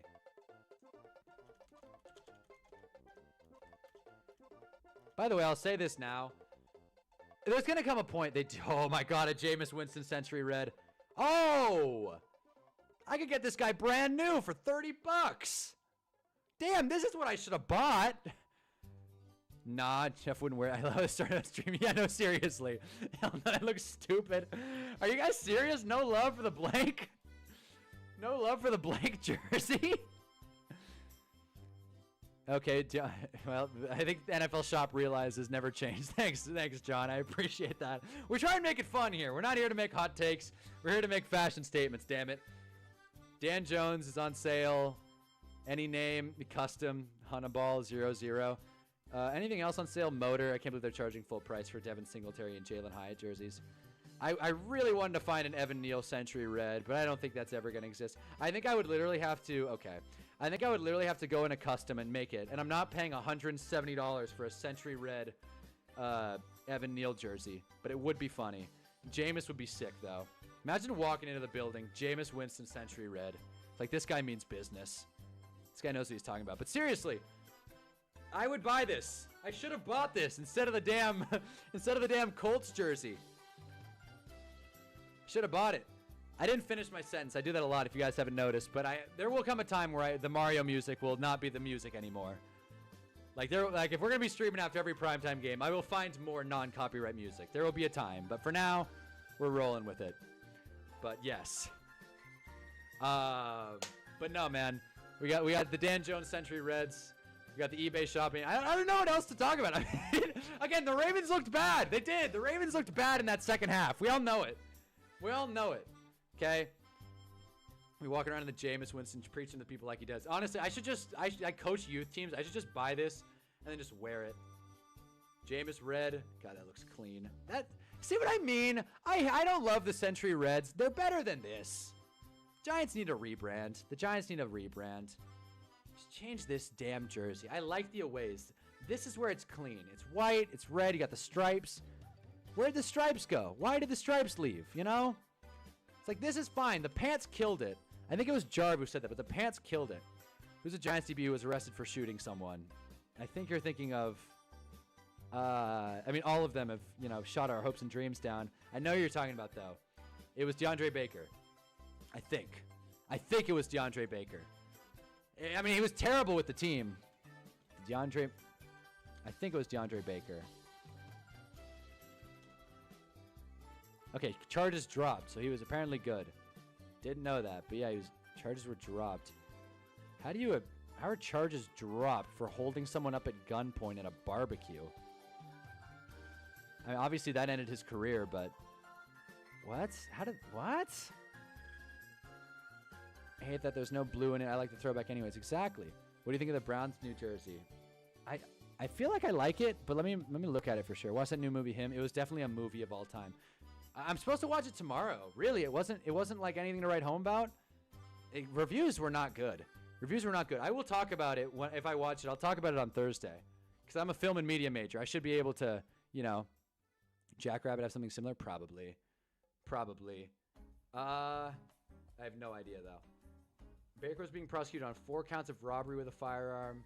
He was originally charged with 4 counts of armed robbery, 4 counts of aggravated assault for allegedly taking jewelry and cash at gunpoint. Baker was told to wait to stay from the Giants this spring while he handled his legal problems. Joe Judge wished him his best luck. Yeah. Final straw.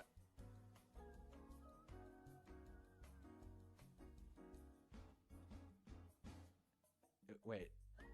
Who turn in anything you want so long as the money is right. Wait.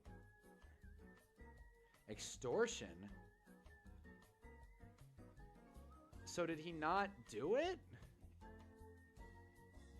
He did not directly or indirectly participate in a robbery or assist in any kind of robbery 3-man ad, they did not see Baker rob assault with or without a firearm, so he didn't do it. Like, he was bad anyway. Like, I'm not too hung up on it, but that is interesting. You know, you'd like to think that our legal system will be able to kind of figure out whether or not someone was, like, robbing someone else for other people. Yeah. He's hoping to return to the NFL. I don't think he ever did. What a weird story. My God. What a weird story.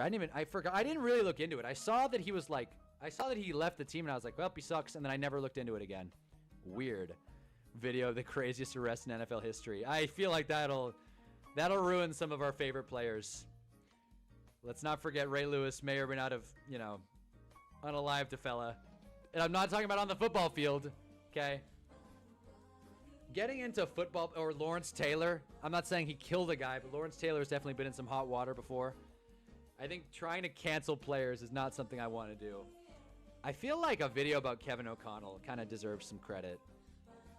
But hey, you know, we'll figure it out. I still am figuring out my video for this week. Again, if you're in here and you didn't watch my flag video, get the hell out and watch it. Kidding, but please watch the video and like it if you didn't. Watch it again if you watched it already, because I feel like I made some good points.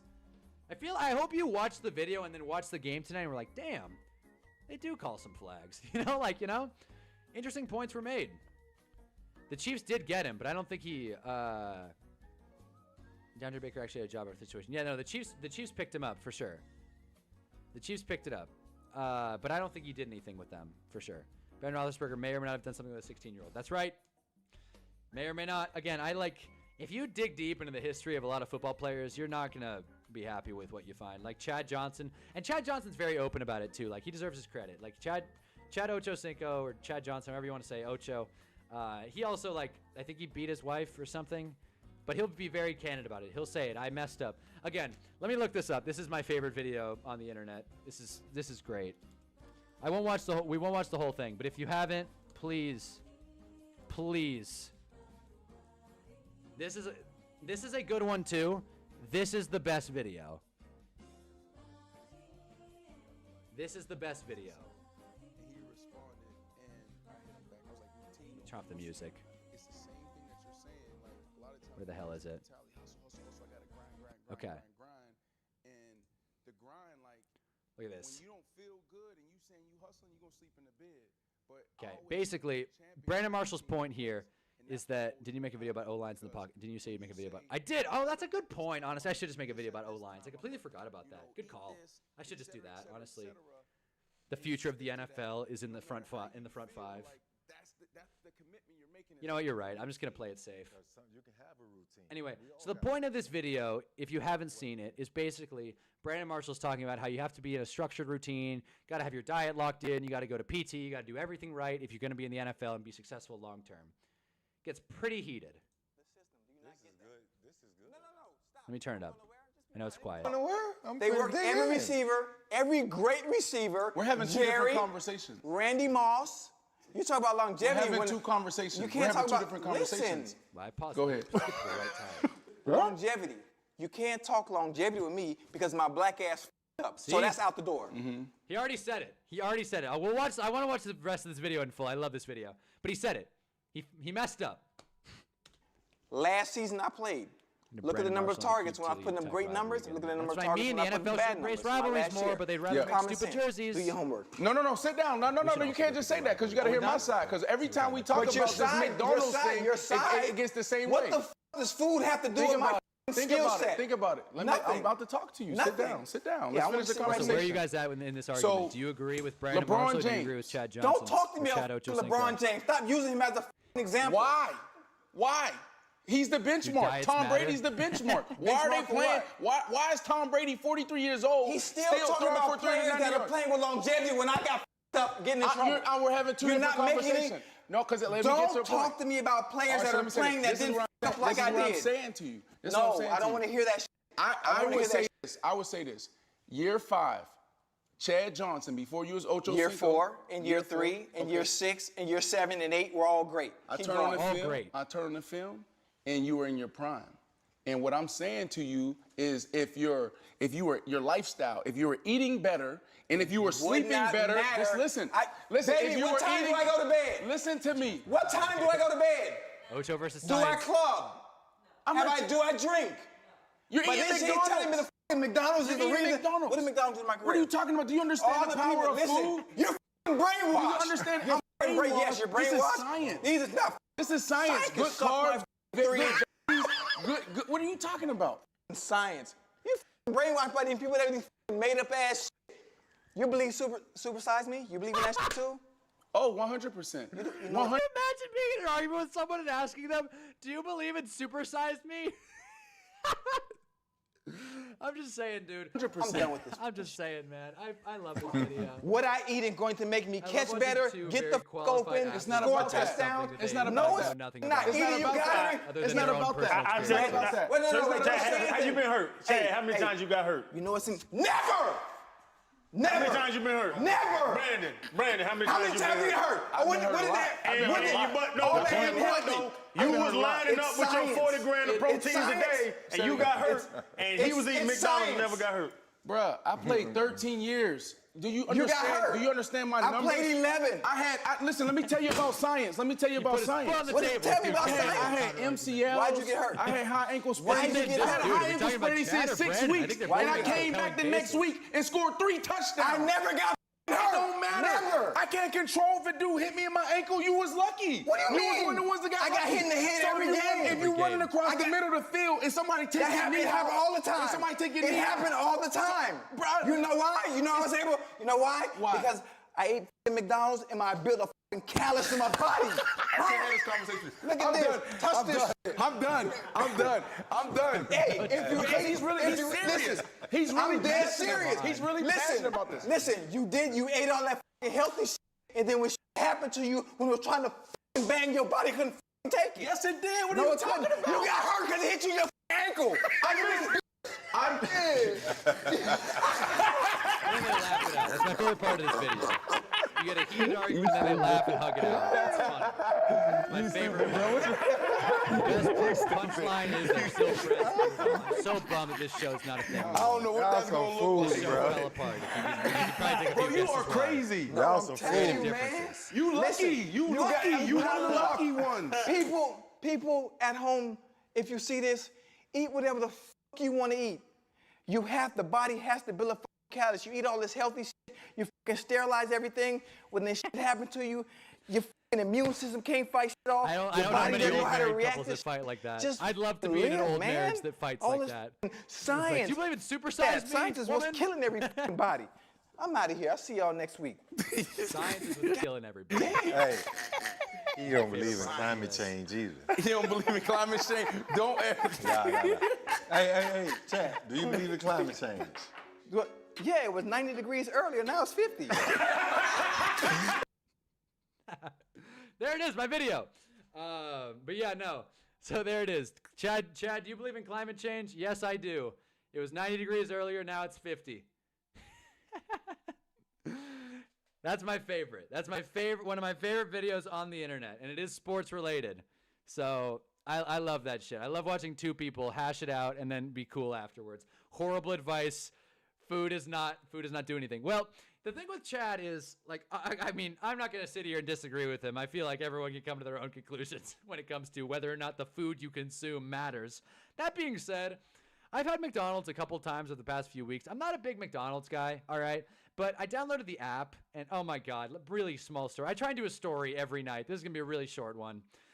I go to McDonald's, and I'm thinking about it. I'm like, man, I don't even want this. Like, there's an In-N-Out right next to me. It's way better. And I'm like, I should just go to In-N-Out. But I got this coupon on the app. If you download the app, this is not a McDonald's plug. If you download the app, you get a free Big Mac with a $1 purchase. So I go in the drive-thru, and I'm thinking about it. I'm like, you know what, man? I don't even want McDonald's. So I hitch it in reverse. I do that. I've done that a few times in drive-thrus. I think it through, and then I hitch it in reverse and get the hell out of there.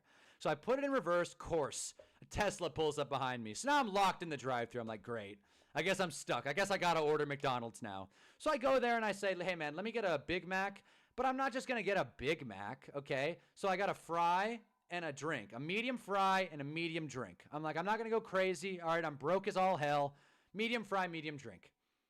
$8. $8.74 to be exact. $8, man. Spent $8 for fries and a Coke at McDonald's. But the Big Mac's free. Oh. So I use the app, I eat the meal, I feel like garbage afterwards, and as I'm pulling out, I see a sticker on the door, or a poster on the door, and it says, Big Mac value deal, large fry, large drink, Big Mac, $9. I got conned. I had a free sandwich, and I still came out behind. How the hell does that work? So, I guess I could have just gotten an apple pie and spent like $2 and still gotten a free Big Mac. But damn it, I'm an adult. I wanted a combo. I figured free burger, I'll take it. I got conned.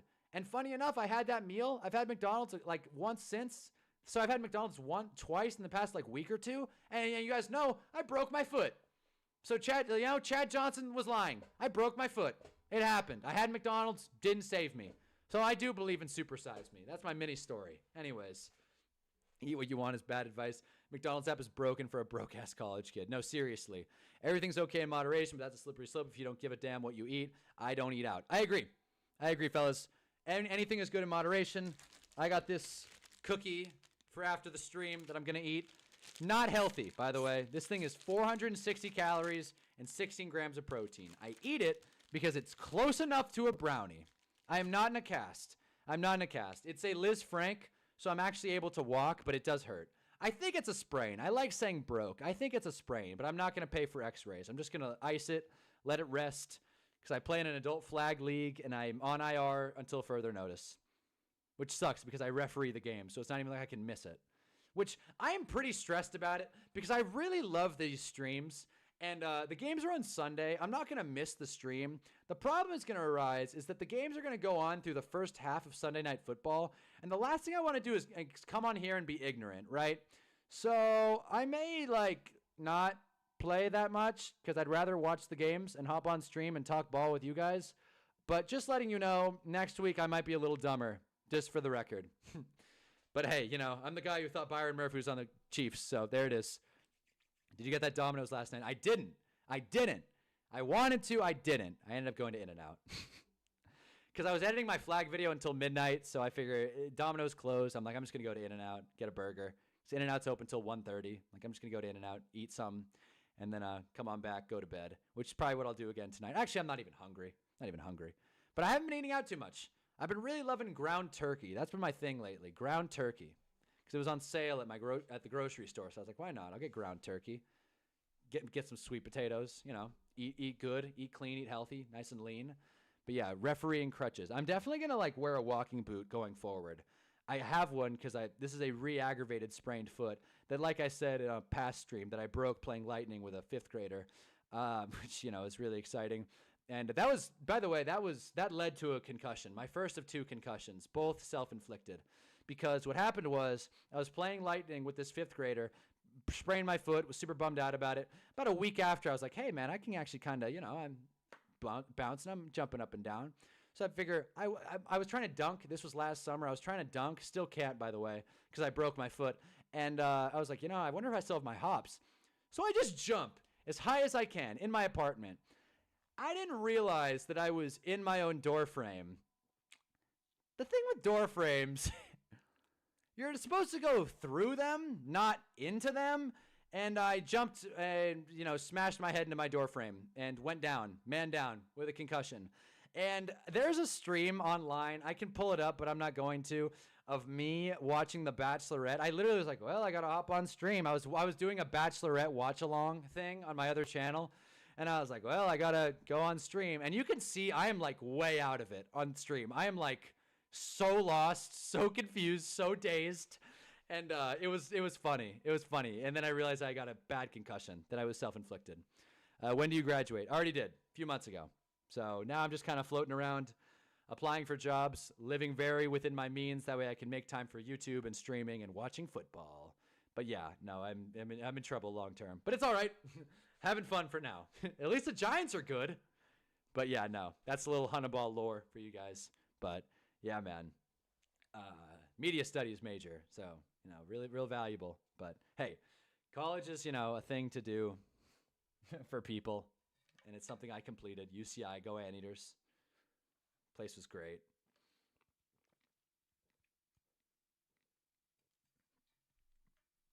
UCI is like the Giants D-line. It's like you Google it and you get, cool stuff comes back, and then you actually like watch the games. You actually go to the school and you're like, God damn it. God damn it. Not as bad. I jammed my finger on the ceiling last summer pretending to do a jump shot. That's a shame. That's a shame. There's so many nothing feels dumber than when you give yourself an injury. If you ever slammed your finger on a car door, that's still a dent in the ceiling. Yeah. There's, some cracking in my door frame. Yeah, that'll be there forever. Which is a bummer because this is an apartment that I don't own. But yeah. No, man, if you ever slammed your finger into a car door, you know how dumb you feel. It's just such a terrible feeling. It hurts so much, and it's so avoidable. It's like, my God. Slammed my thumb into a car door going to school once. I was like bleeding profusely, and I was like, hey, Teach, can I go to the nurse? And I like almost crashed. It's like, yeah, I'm going to go to the nurse. Is that cool? And then 6 months later, the nail was ready to come off, and I figured to hell with it. So I tied a piece of floss to the nail, and then, like a tooth, and then I shut the door. I tied the piece of floss to a door, and then I shut the door and ripped it off. And it was a really funny video, but a really painful experience. So econ major, I didn't do shit with it. Yeah, no doubt. No doubt. Lorenzo, so good in theory. Exactly. Good in theory, bad in practice. Exactly. Giants D-line. Not to complain, though. College is a blessing. It's if you're in school, have the opportunity, stub toe is most infuriating. Yes, you feel dumb. You feel dumb stubbing your toe. That's always a tough one. I stubbed my toe on my broken foot the other night, and I was like, God damn it. This foot cannot catch a break. 31 years old in school again. Don't worry about it. Didn't do shit with my first degree. Exactly. That's what I mean. Like, it's cool to like have it. It's cool to like have it. Have you looked at NFL film stuff? I know Brett Coleman got his start there, and he was a film and media major. I have, actually. I've applied to a few NFL film jobs. And it's in New Jersey, too, so I'd be right in town for the New York Football Giants. So I'm looking at jobs. It's just kind of a tough sledding, It's tough sledding right now. The labor market's not amazing. But, hey, you know what? At the end of the day, the way I see it, making these videos, hanging out with you guys, building like a disciplined online platform will, at minimum, teach valuable skills that are way more valuable than what you learn in a classroom. And at the most, it's something I can build on long term. So we'll see how it all pans out. But I have no intention of ever stopping making videos because this stuff is so fun. This stuff is so fun. Like, it's a pain in the ass. I work really hard on the videos. I'm tired. I've been sick since I got back from Europe. But, like, hey, it's fun. It's nice messing around and, making mistakes and saying that Byron Murphy was on the Chiefs. As you can see, that really tore me up. And, complaining about the NFL on the internet. But I agree. It would be nice. The dream scenario is get a job that I can like go in and learn things like that I can take home and then apply to my YouTube and be able to like feed myself as well. So that's the dream. Yeah. So there we are. But that's my little Hunnaball lore. I can't believe we've gotten to an hour and a half in this stream. I really thought that I would come on for like half an hour, talk about how the Ravens pass rush sucks and their run defense is useless and about how the Lions are better than I thought. But we got an hour and a half. We looked at jerseys. We looked at Twitter. We saw a fight. We watched Chad Johnson. We're covering ground here, fellas. We're covering ground. And I believe, if I'm not mistaken, the overall flag count this week was 217. So there you go. NFL still has a flag problem. So again, video came out yesterday or today, actually. So, good stuff. What's the Thursday next week? Because I know Dolphins Bills was nothing to really get too excited about. What is the Thursday for next week? Let's find out. God damn it. And week 4 is Seahawks Cardinals. Bum, bum, bum, bum. Gotta do them picks. I will do the picks after Thursday. But for Seahawks Cardinals, this is an interesting one. The Cardinals are not an inspiring team to watch. We know this. It's in Arizona. And the Cardinals, like, you look at the side-by-side, the Seahawks offense, I mean, granted, they just destroyed the Saints, so this is a little skewed. But, like, the Seahawks offense, it's better than you'd think. Their quick drives, damn, the Cardinals are holding on to it for a while. Obviously, the Seahawks have a much better defense, 5 total interceptions. Of course, they're even in the turnover differential. That's a little concerning. Ken Walker looked good. JSN looks like a league winner in fantasy. Trey Benson is the lead back in Arizona. Injury report's not available. Week after is 49ers Rams. That's going to be a fun one. The other strat I've seen from other YouTubers is working editing for bigger ones so you can get experience, get paid, and slowly promote your channel. That is a great idea, Mahi. I appreciate that.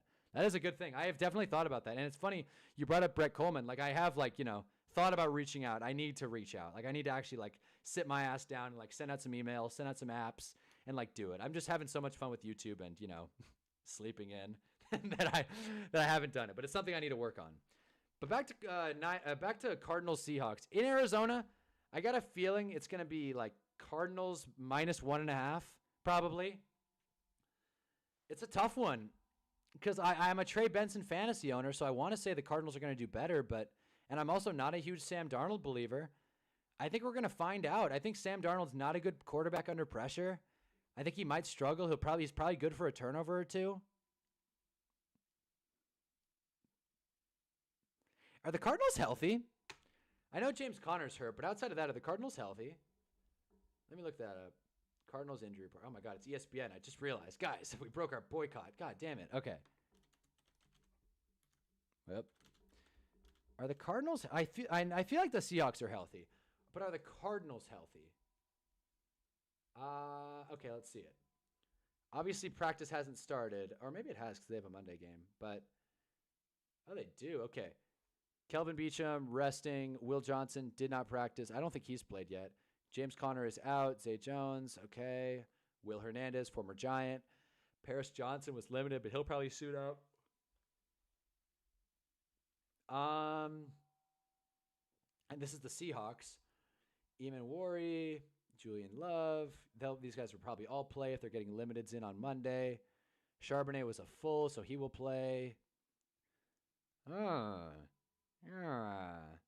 This is tricky. I follow the guy you mentioned about fantasy football, Ron Stewart. You shouted out his stuff, mentioned Marvin Harrison, panic button. Think he needs to step up. I agree. Marvin Harrison is a big letdown, and thanks for checking out Ron Stewart. You should tell him Hunnaball sent you. That'd be funny. If one of my favorite fantasy creators knew who I was, I should shoot him an email. Like, hey man, you need freelance editing work? But yeah, dude. My heart says Seahawks. I think the Seahawks are a better team. But the Cardinals are home, and Sam Darnold's in prime time. So, like, it'll be a close one, hopefully. God damn, this is tricky. This is a tough one to call. What's the line for this game? I'll look it up. I'm going to guess Cardinals 1.5. I guess I could just look at it. I thought that it wouldn't be out, but it definitely is. Betting odds. Let's see. Seahawks are slight TNF underdogs. Let's see. Where is it? 1.5! I swear that was a guess. I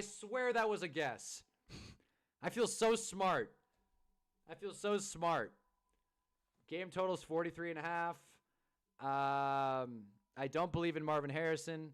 I think the Seahawks defense is really good. I'm not a big Kyler guy. I'm going to go Seahawks by a field goal.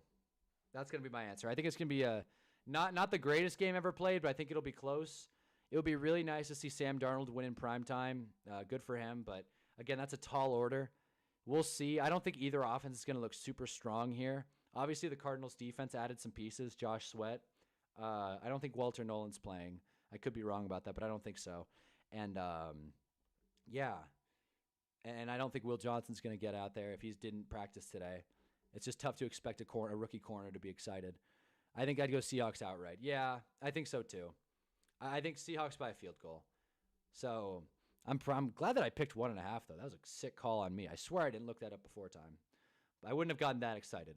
But, hey, like, yeah. Hopefully Trey Benson has a good night, though, because I do plan to start him, which I probably shouldn't, honestly. Mahi, you think Trayvon Henderson's a good start next week? You think Trayvon Henderson's the guy to go to?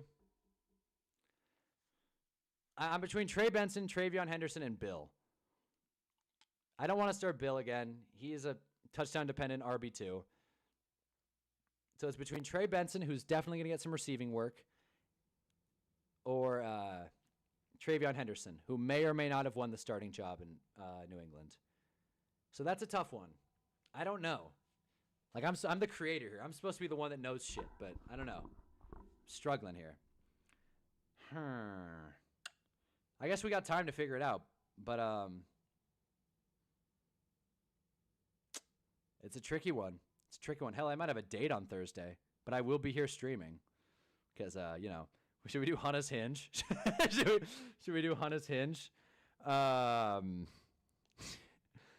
So, did I get any more messages? Damn it. I would say no for now. I got to watch the press conference this week. I'll let you know after TNF. Well, the thing is if I start Trey Benson, then Gibson and Mondre fumbled. Henderson should start. They're also going against the Panthers. Yeah, you know what? That's a good point. That's a good point. Why not, damn it? That's a good point. But yeah, Hunna's Hinge, real quick, update. The girl who was in the, we'll say, little person reality show picture that I showed last week, she did respond. I asked, you know, if she wants to go out, and she said, prob sometime this week. I start my new job, so I need to figure out my new schedule. That could mean anything. She could be playing it straight and being honest and being like, hey, I'm down, but I got to figure out my schedule. Or she could just be putting it off. I don't know. But again, I really want to go out with this girl because I want to ask her what's the story with that one picture. So that's her, right? Other Hunna's Hinge update. Match with a 25-year-old. I'm 23. This girl's really hot, and I'm really excited. Little scared, but really excited. So she's local. And then a match with another girl who's, you know, a little younger than me. Not that much younger. She's 20, which normally I'm not really that into girls that are 3 years younger than me, but she had a cool vibe. So we matched. So I'll let you know how that goes. So that's the Hunna's Hinge update, brought to you by no one because I don't have sponsors. But and I got a feeling I'm not going to get many, considering how anti-institution I am in all my videos. But hey, why not? I hope Henderson should start, and Panthers is a smash play. I feel like that's a good point. I think if you play the matchup, and by the way, this is the trade on the table in case. What the hell? Trade is not pending. Oh, what the hell did he withdraw it?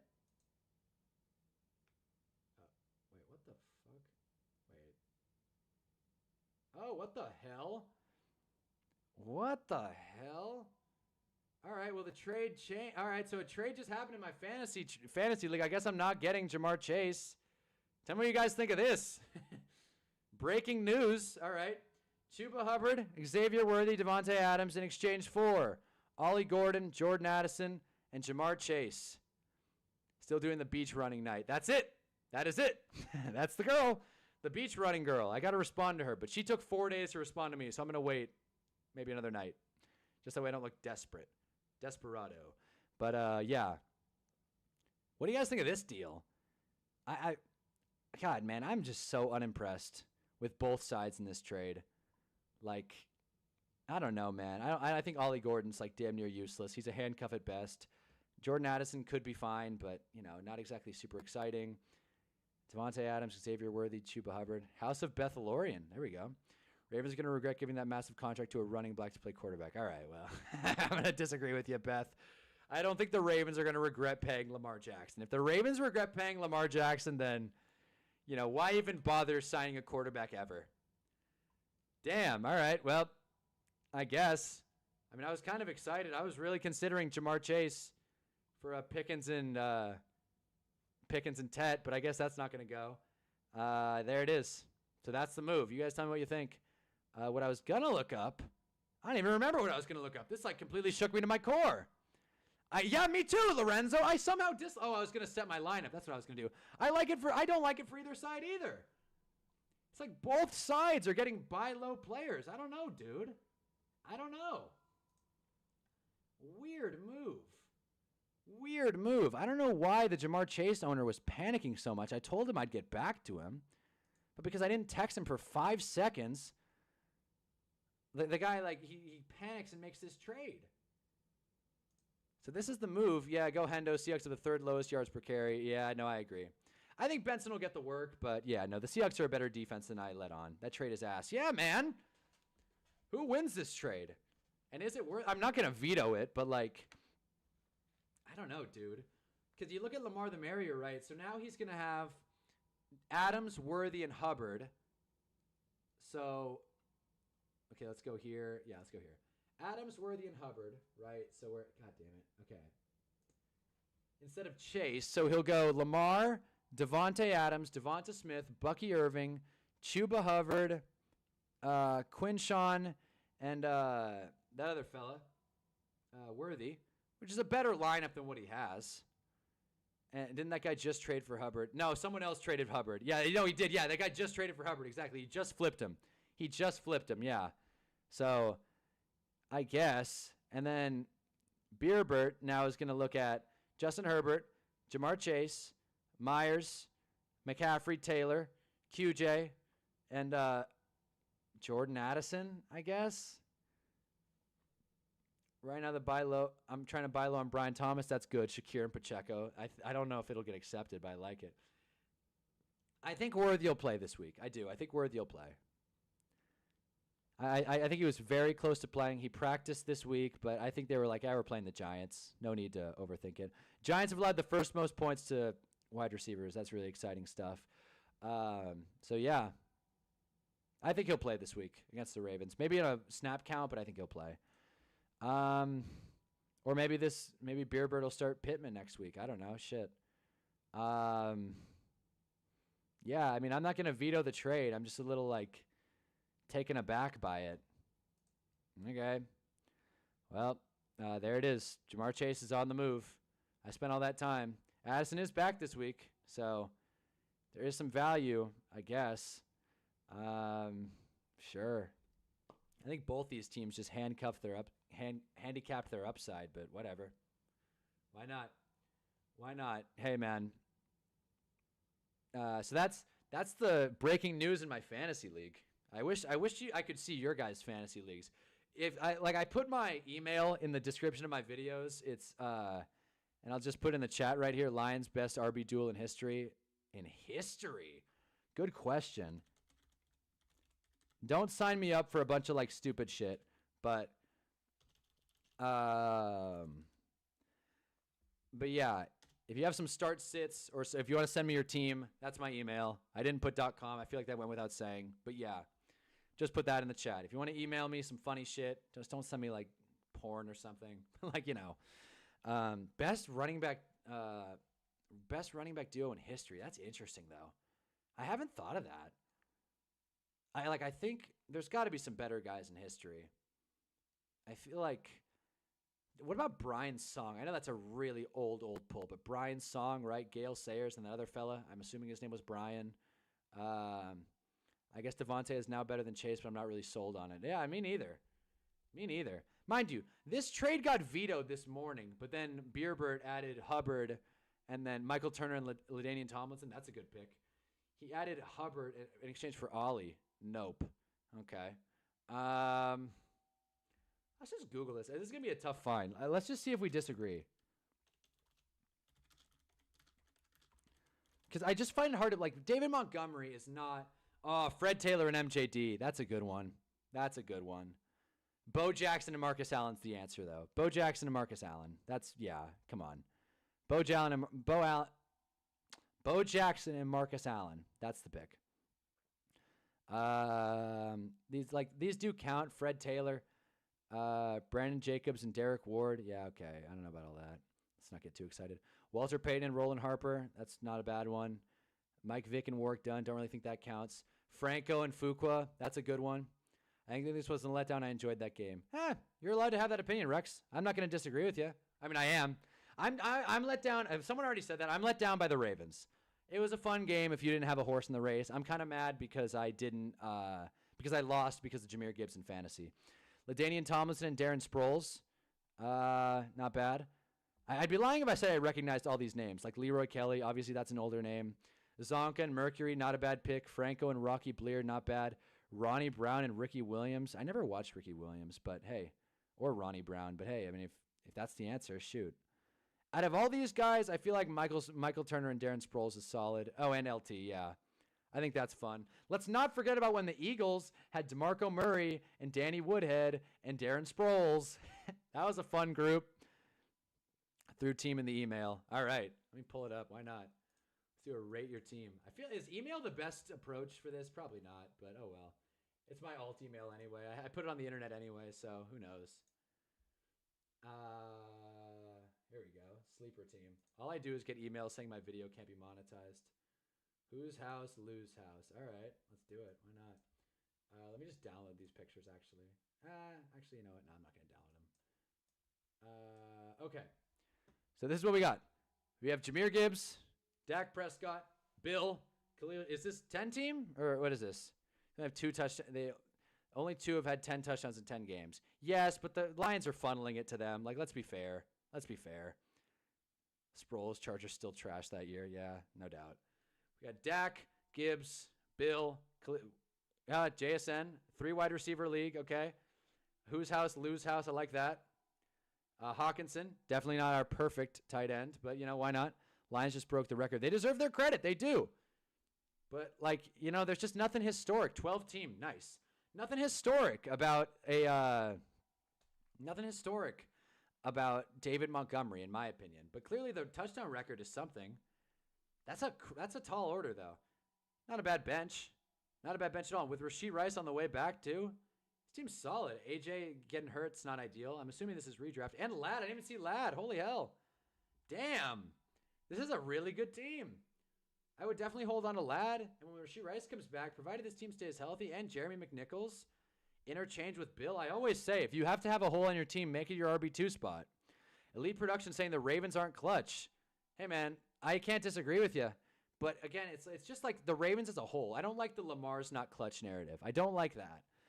Because I feel like Lamar he just gets bad luck, and it just keeps happening. We'll see. The Ravens are a team that gets better throughout the season, though. We'll see. We will see how they pan out. By the way, Creighton, Elite, and Rex, I think first-time chat members, welcome. Drop a like if you haven't already. Subscribe to the Hunnaball. But Ravens are my favorite team in the AFC. I think they will fully come back, but I'm a Lions fan. I hands down think Baltimore Buffalo is the path to the AFC Championship. Definitely. The AFC's wide open. Hell, Indy will probably host a playoff game. Reggie Bush and Lendale White was sick in college, that's for sure. Can't disagree with you there. But yeah, no. Ronnie Brown and Ricky Williams was beasting with the Wildcat. Oh, they're the Wildcat team. No doubt. Oh, geez. I honestly pride myself on my NFL knowledge, but I've never heard of Ronnie Brown. So, what's his story? Let's look this up really quick. There he is. What are his stats, though? He throws left, if anyone was wondering. 1,000 yards. Wow. 900, 10 touchdowns. God damn. Okay. And I'm assuming these are the Ricky Williams years as well, right? 2,000-yard rushers. Again, though, if the Lions did that last year, right? Maybe Monty didn't go over 1,000 because he got hurt, but he definitely did well. He went over 1,000 in 2023, 775 last year on 14 games. Yeah, this is a tough one to beat, honestly. My immediate reaction was let's not overreact, but I think Jahmyr Gibbs is one of the best, if not the best running back in the NFL. So, what's the email? I will copy and paste it again. It's iamcraigbennis@gmail. But I'll type it again. Or I'll just pin it. It's pinned. If you want to send me your fantasy teams, we'll talk about them. But just for the sake of content, Lorenzo, I don't know if my Gmail is still up, but for the sake of content, I'm giving your team an A, buddy. I think having a hole at RB2 is fine. I would love to A-. I'd love to get a better tight end. That's the one thing I'd say. I'd love to package a wide receiver down the line for a tight end, but not doing it too soon. Lamar's in the problem at all. Defense stinks, and Henry's fumbling too much after he fumbled with the Steelers last year in 530 catches. He's been fumbling more than often. Yeah, no, I agree. It's weird seeing Derrick Henry fumble. Is that a thing? That I feel like Derrick Henry's been a very successful ball carrier, but ever since last season, like you said, he's been fumbling it a lot. Where is it? Fumbles. F.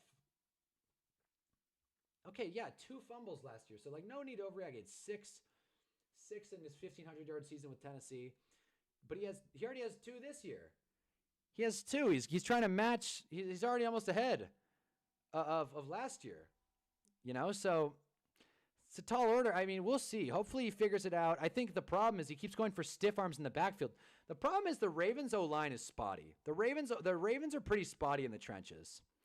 Demo's electric. Gibbs is great. I don't think Demo's electric, but Gibbs is great. I think Gibbs is electric and great. Demo's good, solid, steady back. But yeah, they're solid. They're good. The Lions are good. One thing that can't get ignored, though, they do have a lot of help up front. The Lions have a perfect offense, I would say, basically. provided Jared Goff can win in the clutch. The Lions have a perfect offense. When their O-line's protecting, their wide receivers are sick, their running backs are great, Laporte is a good enough option. I wasn't going to say great, but he's a good enough option. I think their offense is basically perfect. Rebuilt the team via trade, had to move Mason to get Dak traded, and traded Najee for Charbonnet the week before Najee went down. What a play. What a play. What a play. Love it. Love to see it. But yeah, I'm starting to think you've kind of convinced me, Creighton. There is some weight to this Demo and Jahmyr Gibbs best running back duo in the NFL. Let's see it play out. Like, obviously they're not going anywhere. We'll get at least 2 more years of them, right? So I don't know what contract David Montgomery's on. Obviously they're going to re-sign Jahmyr Gibbs. And that's the thing. I want to see this offense when they have to actually start paying people. But do they have contract on here? I don't want to look it up on that other app. I don't want to look it up on Over the Cap. Come on. Contract. Come on. Damn it.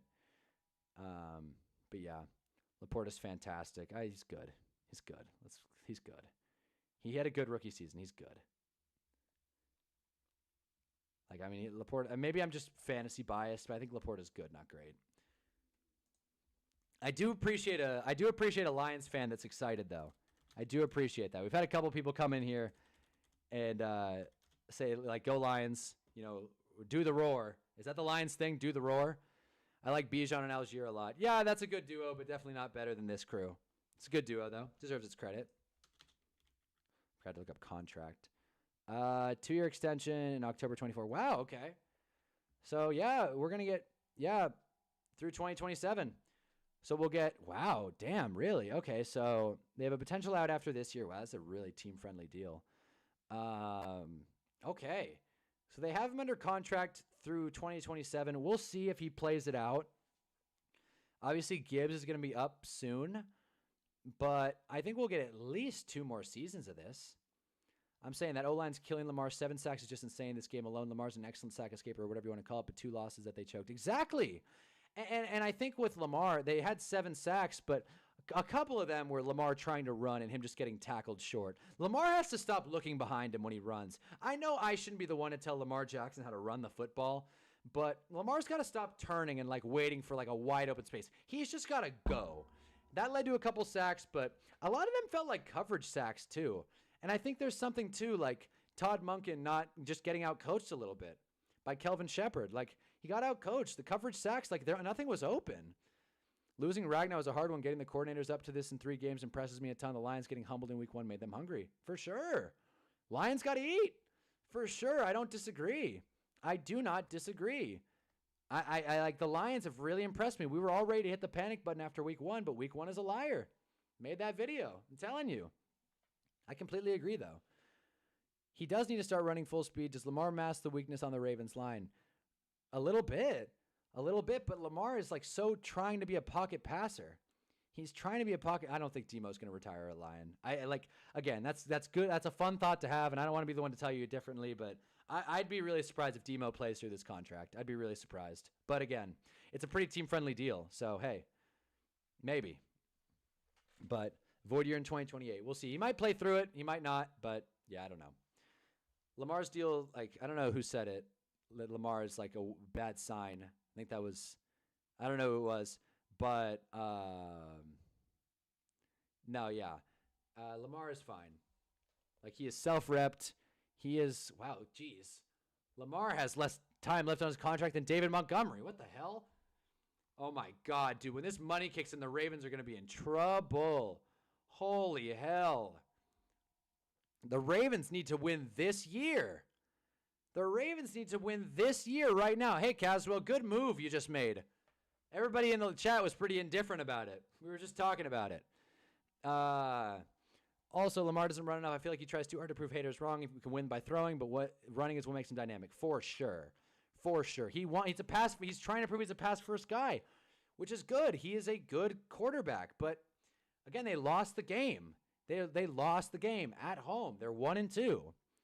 They play the Chiefs. I'm very confident the Ravens will beat the Chiefs, but let's see how it works out in the postseason. Let's see how the Ravens play against a fully healthy Chiefs team or against Buffalo in Buffalo again. Let's see it. I don't know. Ravens beat the Browns. Browns beat the Packers. Packers beat the Lions. Browns are the number 1 team in the NFL. Yes. And the best offense, Joe Flacco. Easily. Easily. This is going to hurt the Ravens, though. When Lamar Jackson kicks a $30 million extra cap hit and takes up 25% of the cap, they're going to have to really move some stuff around. This might be Derrick Henry's last year in Baltimore. I don't think that's crazy to say. Which, I mean, maybe it is. When's Derrick Henry's contract out? Yeah. I mean, maybe it won't be. That's actually a pretty team-friendly deal, at least next year. Money kicks in 2027, but there's no out, so yeah, they're probably going to have to hold him. Yeah, all right. I did not think Derrick Henry had a 4-year deal. Damn. But yeah, no. We will see. Rams beating the Packers was sick, though. I'm curious to see what the Ravens do next year, because if they're this thin already, god damn, what's going to happen next year? Who knows? Who knows? Yeah, I'm yawning. I don't know what the hell else to talk about.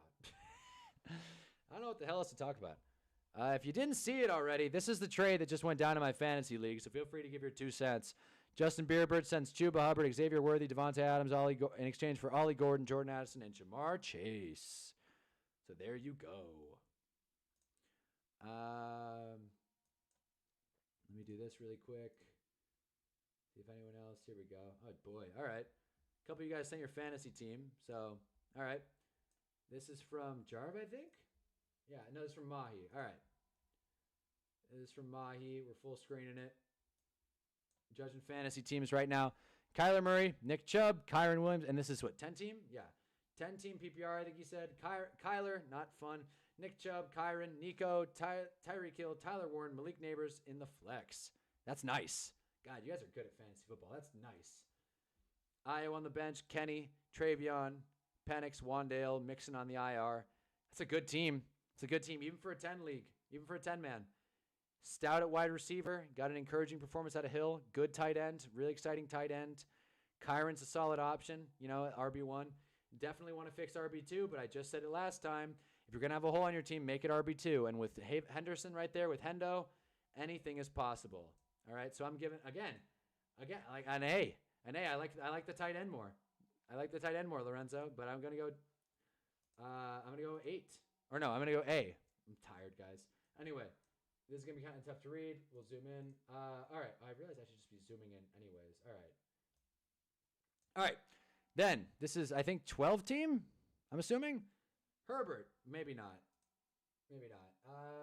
Not to put your emails on blast or mine, but again, it just says Jarvicious. Okay, I don't think it says teams. I'm assuming this is 12, but let me know if it's not. Actually, is this the 6-team league? Oh, this is the 6-team league. Never mind, you already said that. This is a 6-team league. Herbert, Bucky Irving, Kyron Williams, Malik Neighbors, Ladd McConkey, Brock Bowers, Debo in the flex. That sucks.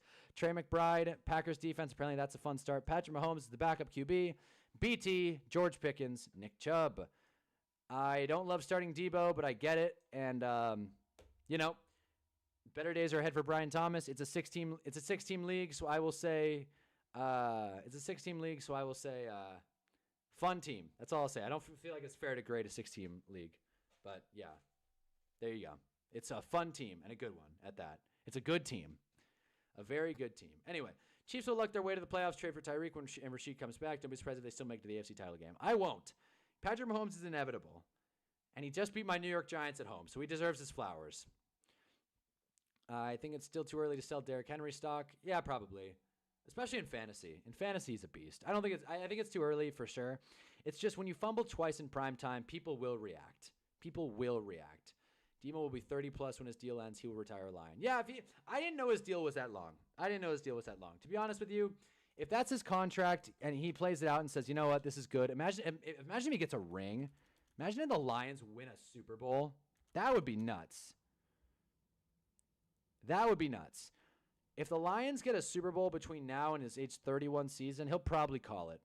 Debo probably won't get the start. Wanda will probably get swapped for Scatterby. I like it.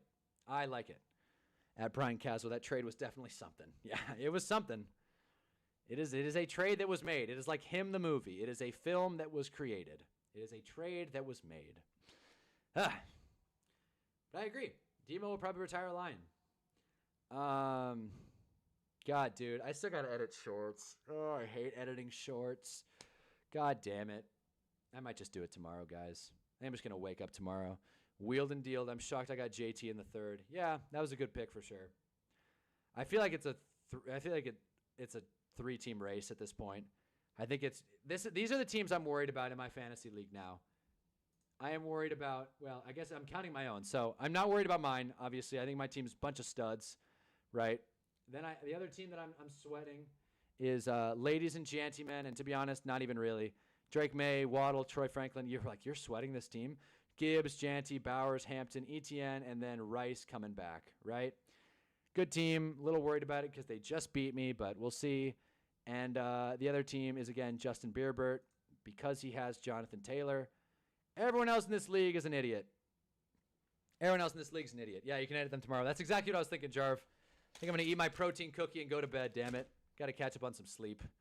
And then edit tomorrow and get them done. I gotta edit my Dan Jones reactions. Not Dan Jones, my Russ Wilson pick reactions. So we'll do that. I'll do that tomorrow. I'll wake up early, get shit done.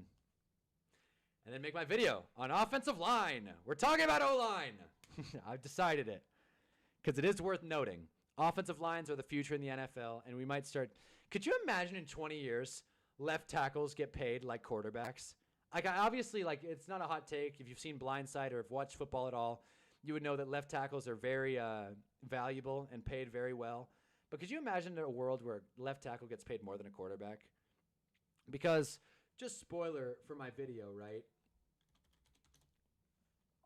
Nope, it's not this one. It's this one. Spoiler for my video. This is my QB running, right? I think offensive holding? Nope. Where is it? Wait. Yeah. Super Bowl champ offensive line rank. Look at this. Look at this column. You have 2011. The Giants won the Super Bowl with the 32nd ranked offensive line according to PFF. The worst offensive line in the NFL, right? Then the Ravens 19, Seahawks 30th, 23rd, 11th. You can see it's starting to get progressively better. But within the last half decade, we have seen top 15 teams, or I guess since 2018, top 15 units. You got to have a top tier unit if you're going to try and compete. And the Eagles don't win last year without a good O-line. KOC video next. I have econ homework due tomorrow that I haven't started, so I'm in the same boat. We're all working. We're all getting shit done. Harbaugh says O-line is the tip of the spear. Yeah. Well, Harbaugh says a lot of things, but yeah. QB market probably flattens at some point. Probably. Every quarterback is good to a degree. Every quarterback's good. That's a take I'm kind of working through, but we'll get to that later. Never forget Jake Long signed a record-breaking contract before he was officially number 1 overall. Yeah. Yeah, the Long brothers had a weird time in the draft, but yeah, no doubt. I wasn't watching football at that point, but I have heard about that and studied it a little bit. Interesting time. 2000s drafts were weird. They were. The Ricky Williams pick. I don't remember if he was picked late 90s or early 2000s. But I know the Ricky Williams pick was weird. Mario Williams going 1. That really shocked some people, even though it ended up being a pretty solid pick. KOC should have won Coach of the Year over Dable. Yes, Jarv, I know. Yes, I agree. I do agree. Not T-Law and Tua, both are ass and getting paid. Yeah, maybe not all quarterbacks are good. And Bryce, Russ. But again, it's would anybody in here be shocked if Trevor Lawrence went to a different team and was better? If he had a Dan Jones comeback resurgence? I think if Dan Jones beats who they play this week, they play a really good defense. Who do the Colts play? Damn it, I forgot. I know there it is. Cool hat. Who do the Colts play this week? I already forgot. Okay, Jonathan Taylor, he'll tell us. The Rams. If the Colts can beat the Rams, it is time. Hey, Super Parkour, welcome. Trauma Tua. Yeah, there it is. Early 2000s for Ricky. Yes. But if the Colts can beat the Rams, any quarterback can be good if they change systems. Anything is possible.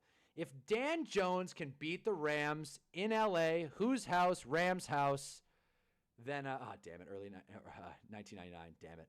Remember that Williams draft? I thought Bush or Young was going 1 for sure. I'm sure that was crazy to watch live. I wasn't following the NFL at that point. But if Dan Jones can beat this team, any quarterback can be good. Genuinely. That's my take. That's my stance on the whole thing. So, yeah. Who knows? And if that's the case, my video after that will be the art of the QB resurgence or something. I don't know. But yeah, I think it was pretty obvious tonight. The Lions O-line held really well, and that's why the Lions won. Ravens couldn't get any pass rush. Jared had all day, and the Lions ran all over the Ravens. That's the difference. If your Giants beat my Chargers, I'll buy the Giants hat for you. Please get me. Well, I mean, it's $24, so we're not exactly. It's $24, and a 6, 7, 8 will not fit me. But you know what? I'll take it. If the Giants beat the Chargers, I feel like we got to put a little more on that. If the Giants beat the Chargers, I got to get a Century Red. Give me a Dan Jones Century Red. They're like $40. Give me a Dan Jones Century Red large.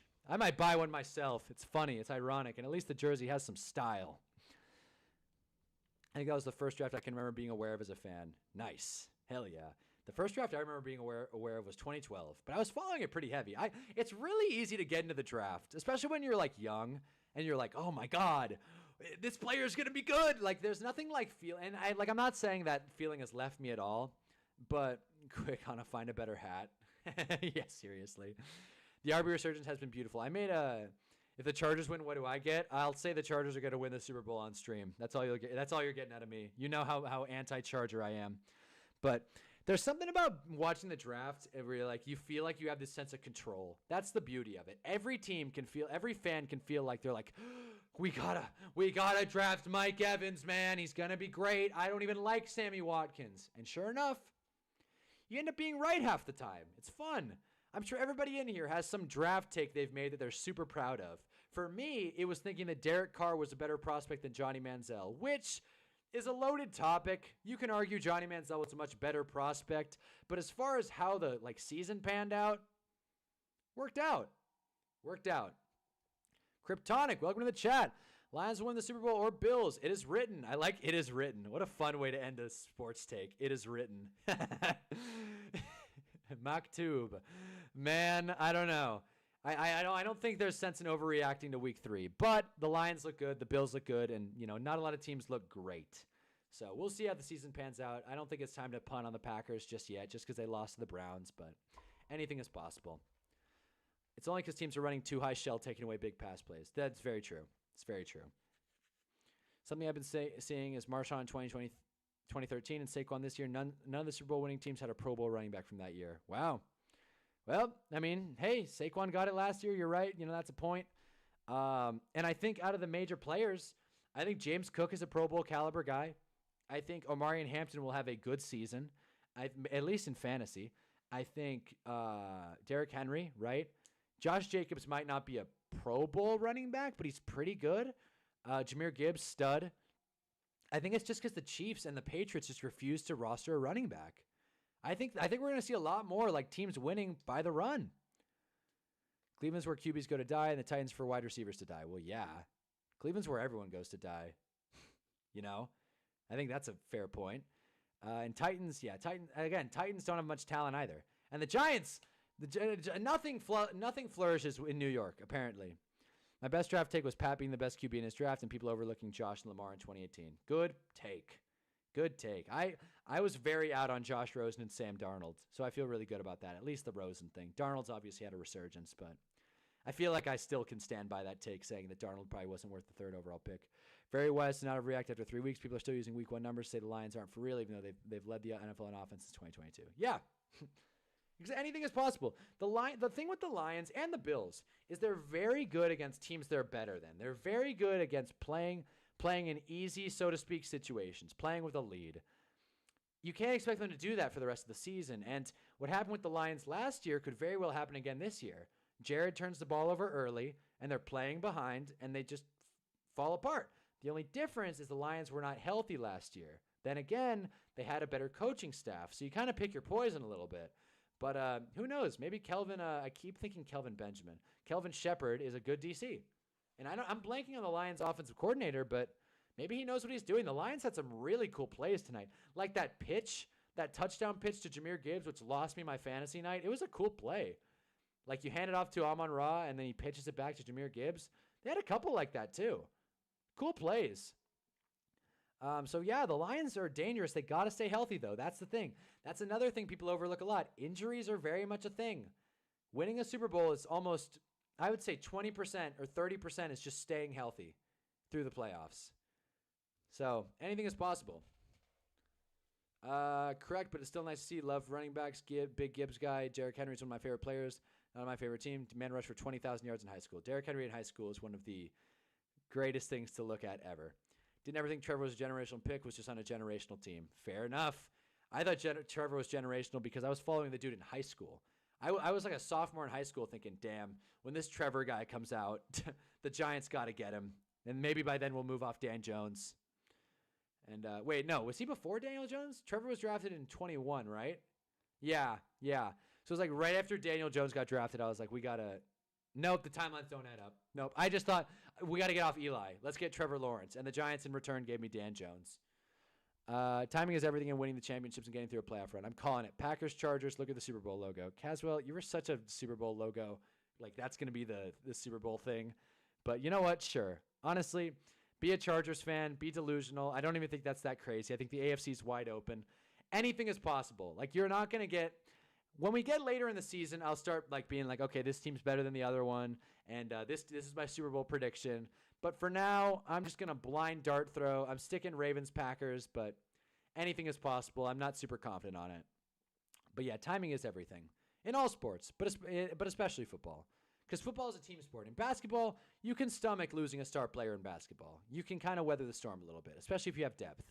Like if the Thunder, I really do think, even though the Thunder went to 7 with Denver, I want to say.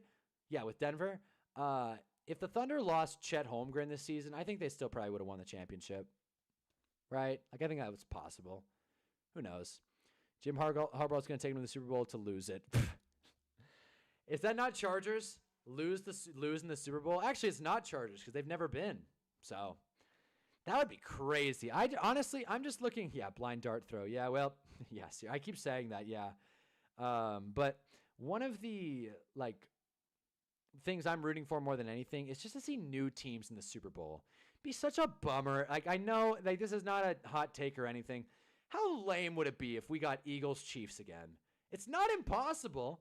It's very within the range of possibilities. The Chiefs will be even healthier than they were last year. The Eagles still have the same team, more or less. How lame would that be? Eagles, Chiefs again. Oh, my God. It makes me want to rip my eyes out just thinking about it. We got it. Each team got their win. We got it. We saw Mahomes. We got it. He's a good quarterback. Is he the best ever? Probably not. We did in 94 and got steamrolled by Steve Young and Jerry Rice. Damn it. I had a feeling. I was like, did the Chargers make a Super Bowl? They did. You're right. They did. And I think that game was in Qualcomm, if I'm not mistaken. I know there have been some Super Bowls in Qualcomm for sure, which is weird. But, yeah, you're right. That Dan Fouts Chargers team, I can't believe they didn't get one. And then that Brian Schottenheimer Chargers team of the 2000s. Can't believe they didn't get one. The Drew Brees, Phil Rivers Chargers. There's no other sport other than football where defense and offense takes turns, so it's important to time things right in the playoffs when you have the best of the best one who sings. I love your takes, Kryptonic. Drop a like. Drop a like and subscribe. I like your takes a lot, Kryptonic. I like what you're putting down. These are detailed, nuanced takes on the sport of football. Can't disagree with you. Ugh. Boy. Oh, my God. My mic is so low. No one told me how low my mic was. Damn it. I didn't even know it was that low. I was worried. I was like, why is my sound coming on? My mic was so quiet. Damn, I'm sure me turning up the sound just made a lot of you turn the volume down. Sorry about that. I didn't know my mic volume was so low. Damn. Well, I hope you guys could still hear me. But, yeah. God, how long was it like that? Jesus.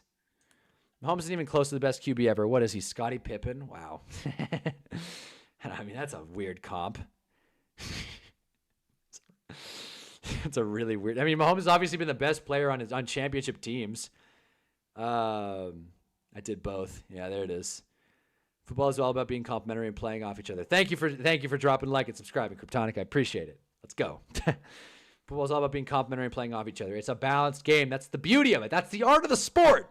That's the art of the sport. Man, I thought my headphones were just low. Yeah. Yeah, sorry for all the audio scares on that one, but, now we know. My mic was just low. Well, Thank God we fixed it. OBS is such a tricky software. I hate it. Yeah, man. But I agree. Football is a complete team. The running back is back. Offensive line is more valuable than ever. Look at this jersey. Ravens will probably be better throughout the season, but for now, the Lions fans should enjoy the night and have fun. I lost in fantasy. A trade went through, and my Dan Jones shirt should come on Thursday. I think the Seahawks win by a field goal. Anything else that there's to recap? Yeah, that's basically it. I mean, we'll talk more on Thursday, but we're almost at 2.5 hours on this stream, and I'm getting tired, fellas. It's 11. For those of you on the East Coast, it's 2. So people should be going to bed by now. It's Monday. We got shit to do this week, guys. You fix it towards the end of the stream. Yeah, no, exactly. I fix it right before I get off. But I will be back. You know I'll be back. On Thursday, we're streaming after every primetime game. If I have a date, I'm going to cut it short. I'm going to say, listen, girly, I have a thing to do. I got to go talk to my buddies on the internet. Talk about sports and Giants jerseys. But this is fun. These are always fun. I actually was not I was tired. I was like, how the hell am I going to stream tonight? And we made it happen. We made it happen. I appreciate everyone that stopped by. Drop a like if you didn't already. Okay, we're doing this every day, every primetime game. Statistically, he is not close to the best QB with stats. You have to do that too to be the GOAT. That's Michael. I don't know. Okay, are we really going to get into LeBron versus Jordan right now? We're really going to get into that? I'll say this really quick, and then I'll get to bed because Mahi gave me the okay. Let me say this. So, date with the Hinge girl. I got some stuff in the works. No doubt. I'm a little girl named Jordan. She's cool. You missed the update. Yeah, on a Hinge update. Scroll back to earlier in the stream for the Hinge update. But things are looking good. But let me say this really quick about the Mahomes thing. I am comparing Mahomes, at least for now. I'm comparing Mahomes to LeBron. I will call Mahomes the LeBron of the NFL until something changes. And I say that because Mahomes has the rings, but he also has the losses. Mahomes needs help. He does. And not to say Tom didn't need help, but Tom just made it look easier. He just did. When Mahomes is running for his life and throwing these stupid helicopter passes, it's just less cool than when Tom was winning. Tom had a long stretch without a ring. Mike had a long stretch without a ring. But it's very tough to debate whether or not Michael Jordan is the GOAT because it's easy to just be 6-0 in their finals. Tom Brady, 7 rings. He wasn't perfect, but 7 rings. That's and with 2 different teams, no less. He's the easiest argument. So I would say Tom Brady is Michael Jordan to Patrick Mahomes is LeBron James. That's my mini take. Hate it or love it, the underdog's on top. Mahomes had better stats first seasons than Brady. I agree. But anyway, guys, that's the tail end of this stream. Dan Jones' shirt should be here on Thursday. Hopefully I'll be wearing it. And that's that. So you guys get some rest. If you got school shit to do or, other work stuff, you kill it this week, pal. Because I won't be streaming until Thursday. But video is probably going to be on offensive line. But again, we'll talk between now and then. If you're new to the stream, we do this after every primetime game. So stop in, hear my crooked sports takes and, fantasy discussions, a little bit of everything. Uniform searches. Overall mass studies on the NFL, talking about old quarterbacks, old running backs, all this stuff. So it looks like we're starting a LeBron, Pat. We're starting a Pat Mahomes, LeBron, Michael Jordan, Tom Brady debate in the chat. I'm gonna let you guys hash it out. I love a good sports argument. Bill Russell has 10 rings. I know that, but no one actually thinks Bill Russell's the GOAT. Let's be honest. Let's be real for ourselves. Let's be real for a second here. Bill, no one actually thinks Bill Russell's the GOAT. He's great, did a lot. I think Bill Russell did more for society than he did the NBA. So, I don't know. I don't think Bill Russell's the GOAT. Deserves his flowers, not the GOAT. Will Chamberlain was sick, too. But he doesn't have better stats than Goff through his first 7 seasons. He's not top 20 in regular season play for 3 seasons. Brady beat Mahomes, so I don't think he'll ever lose that crown to him. Exactly. It was def cooler when Mahomes was winning with Reek and Tyreek Hill doing crossbody throws. Exactly. Mahomes is cool when he's winning, but when he's losing, it's not a pretty scene. Kobe better than LeBron. I'm going to disagree with you. Love Kobe, but, I'm going to disagree with you. Love Kobe, though. Kobe's the man. Rest in power. Anyways, I'm going to call it for that. I'm going to call it for tonight, guys. If you guys are sick, drop a like if you didn't already. And until then, nice meeting you too, Kryptonic. Until then, I have been Hunnaball. Have a good night, guys. Bill is my GOAT. Yeah, right.